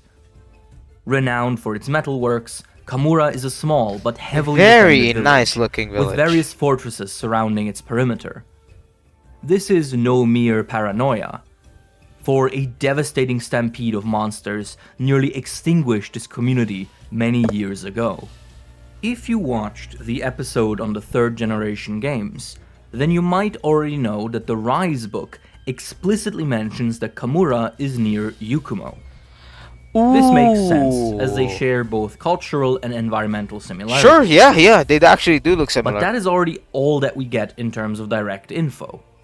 Neither the game nor the book give any extra details that we could use as clues. God damn it.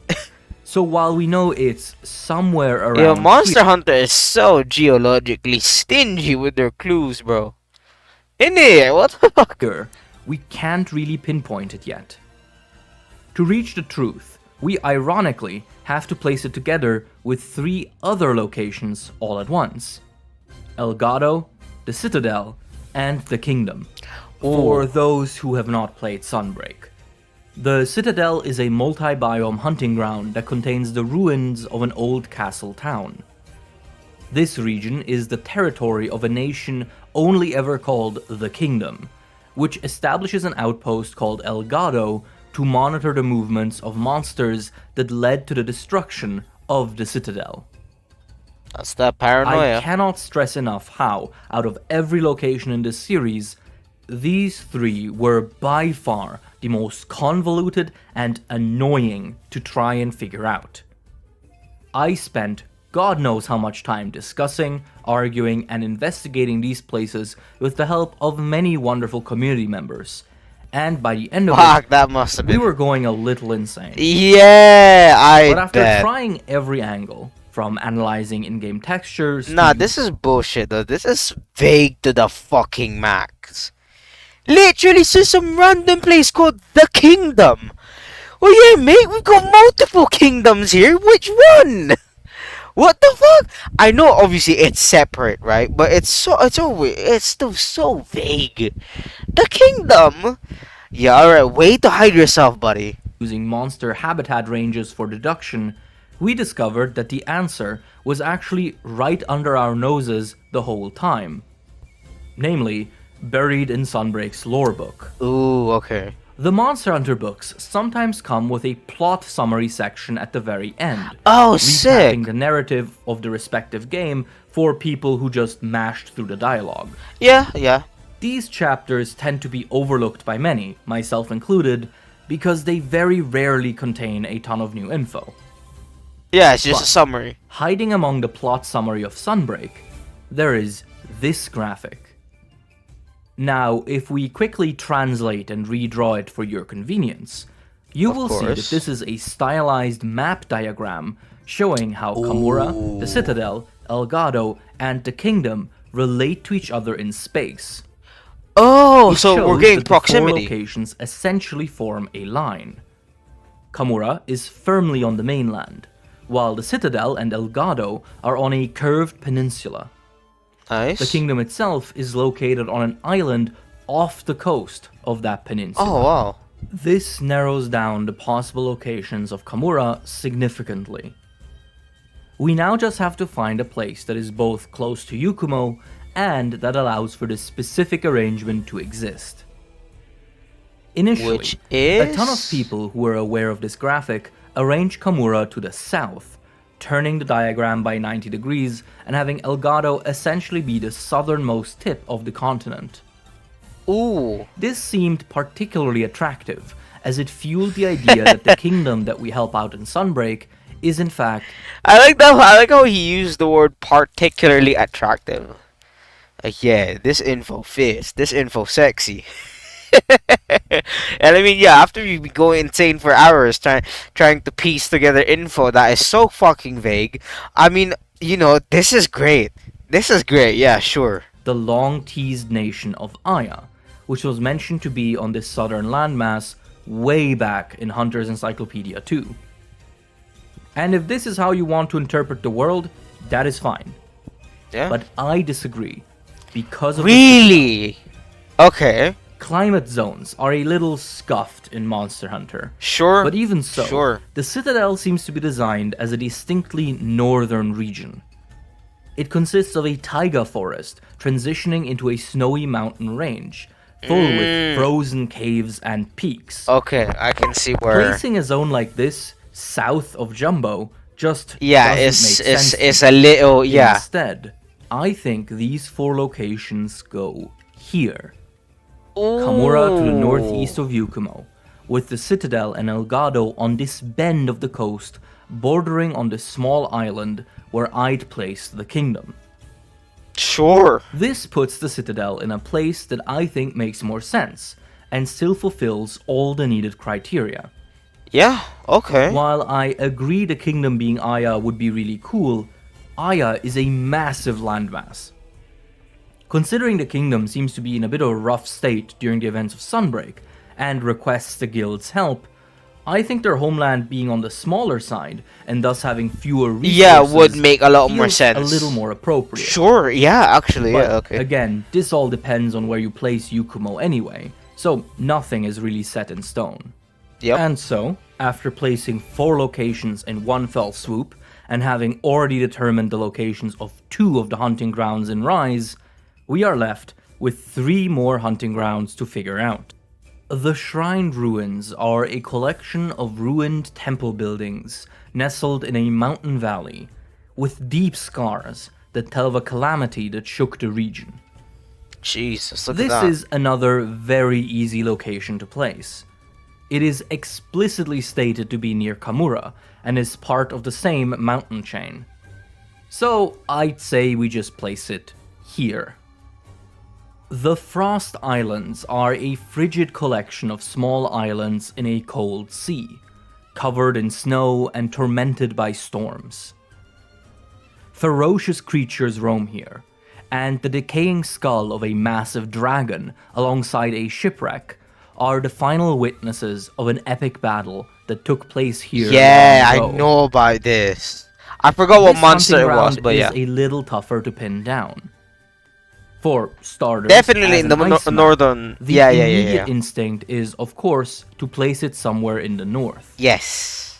The Rise book seems to support that, with a very intense passage describing the cold. Stepping into that land, it was as if the idea of heat itself had been Oh, erased from the world. okay, damn. This is a very strong description, Yeah. especially if we compare it to the one about the A lot. Super emphasis on the cold, right? Oh my god. What? I recorded the places in this, you know. Okay. 3rd generation tundra in Hunter's Encyclopedia 3. So I'm quite comfortable putting it somewhere north. Sure. But where? Yeah, where is the The big book question? gives us some more hints. The Frost Islands are part of an archipelago that is Aha. an island chain. Yeah. Moreover, the zone we visit is specifically located in the center of such a chain, which is why ocean waves don't reach it. As that is all we get, I'm going to place the Frost Islands here, north of the That tundra works. and That's super behind high. this larger island. Yeah. That way, I can imagine that the arrangement of the island and the larger continent to the north of it would allow the Frost Islands to avoid wave. I know I sound like I'm agreeing with like everything he's saying, but really, when he's backing it up with proper reasoning, it's really hard to not to, right? Fall, which would fit with what we are told in the book. The final hunting ground from Rise that we must cover are the lava caverns. This is a volcanic area with flooded cave systems that create a dichotomous landscape of fire and water. Various ruins litter the place, now inhabited mostly by felines and mealinxes. This is the last singular hunting ground we must place in this series, and so, naturally, it is a bit of a pain. The Rise book gives us 2 facts about the lava caverns that are relevant here. For one, it is reached by boat. Fair enough, Okay. that is even visible in-game. Yeah. Second, it includes an odd paragraph about how while the caverns have a similar ecosystem to Kamura, which is why one finds wirebugs here, they are actually not that close to the village. Huh. And that is pretty much it. That's Seeing still as our vague. only Oh real my god. criteria is access to water and distance to Kamura, I think we can pull out the all-reliable Yes. and place the lava caverns on the Erude Peninsula. Of the course. only place I in was the old almost gonna say, this is gonna be another air day. world with confirmed volcanic activity. I knew it. Yeah. Fair This enough. specific placement Still. puts the hunting ground further away from Kamura than the sandy not- plains yeah. and flooded forest, which were both stated to be somewhat close to the village by comparison. But the caverns still remain in the general region of influence that we have established for Kamura. And with that, we have placed every single location from the 1st to 5th generations of Monster Hunter. Which means there is only one question left to answer. Where does Wilds take place?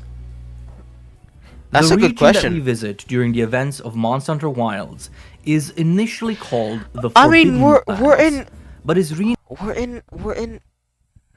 Is this not the new world? Where are we then? renamed into the Eastlands during the story. With a name like that, and considering that the characters keep mentioning that they are going east, we can safely assume that this region is, surprise, somewhere in the east.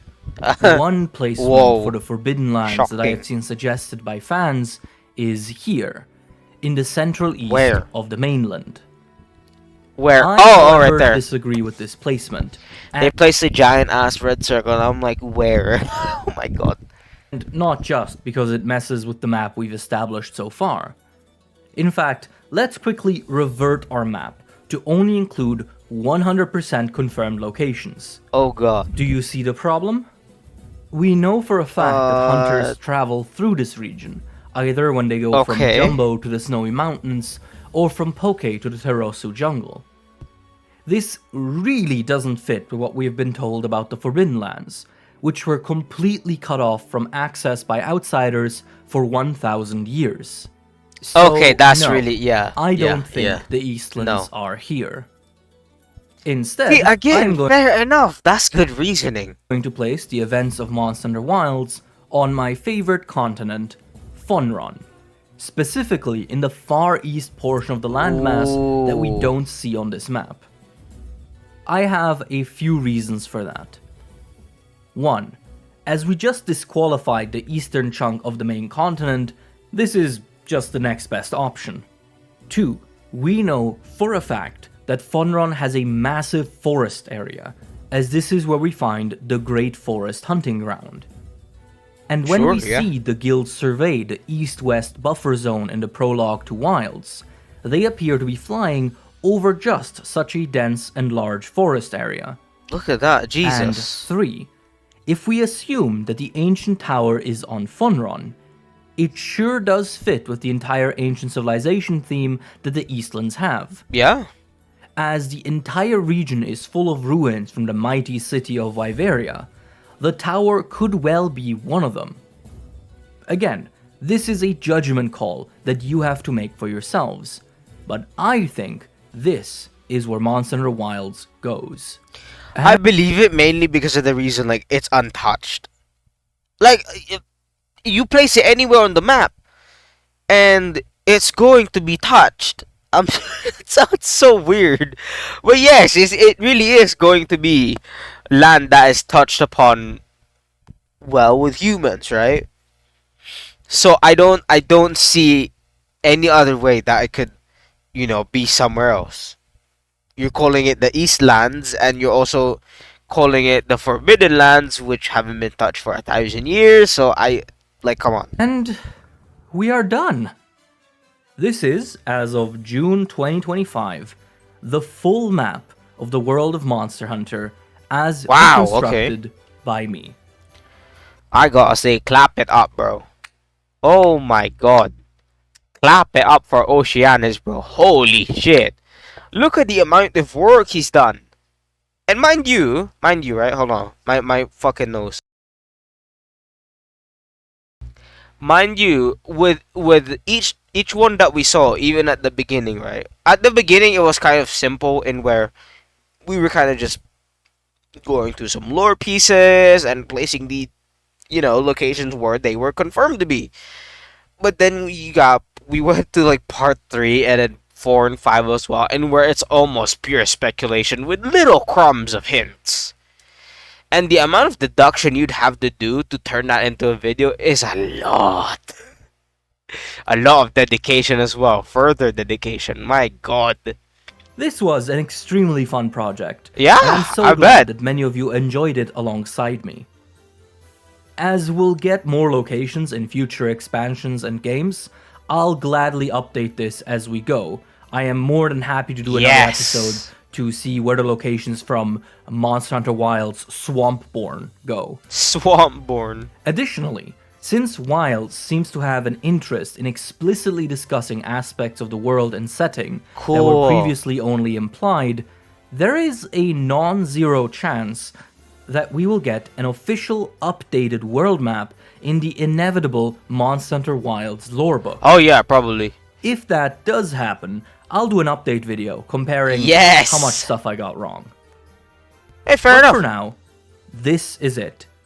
Thank you all so much for watching, and a huge thank you to all the people who've supported this project over its long duration. A big Of course, gotta give him the thanks. Band Lagacrus, Zugzwang, Luteranus, Mufa Melody, Goji, and Shade Academy. Your guys' help was amazing, bro. Holy shit.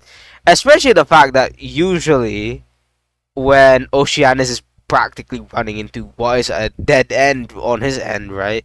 He's basically planning to like just dash the project, just throw it away. But you lot came in clutch. Come on. thank you to all the lore masters in the community. Yeah, it was helping me out awesome. In the various Discord channels. You were all incredible, and I'm so glad we finally got it done. Of That was course, awesome, I bro. would not dream to sign off without also saying a big thank you to all the people who support this channel via Patreon or YouTube channel members. I would like course. to especially thank, unfortunately not Zayko, Okay, British Empire, we will stop it there. But that was amazing, bro. Oh my god. I hope you guys enjoyed it, bro. This is mind you, this is a 2-hour video, bro. I do hope that you guys are getting your fill of, well, my reaction for today. Oh my god. My yapping was literally almost as long as the video we just watched, because that was an hour and 20 minutes, right? I yapped for like 60 minutes in total, right? Oh my god. Anyhow, I hope you guys enjoyed this video. This has been an awesome watch. I'll be so real, especially watching his deduction with, like, you're getting climates, you're getting approximations, and the proximity of each land based on other islands, so you could approximate where it actually is on the map, right? And you could get a vague idea of at least where it might be, right? And his placements are making sense. That's why most of the time I'm agreeing with it and really not challenging it all that much. I mean, why not? He's got good reasons for it, you know. And reason you got, bro. You can't really argue with nature. Like, sure you can. Well, we're talking about Monster Hunter, but generally, right? Climate-wise, I don't think you can argue with it, unless it's that one thing where it's literally a frozen island, a flash frozen island. That one was weird. That one was weird. But other than that, yeah. That's why I don't really disagree with his points at all. In fact, I do agree with basically all of them. Shamelessly, yeah. Anyhow, I hope you guys enjoyed this video. I certainly did. I hope you enjoyed the 2-hour reaction that I've had with this. But for now, this has been Ephemeros. Please take care of yourselves and see you this coming week. Bye bye.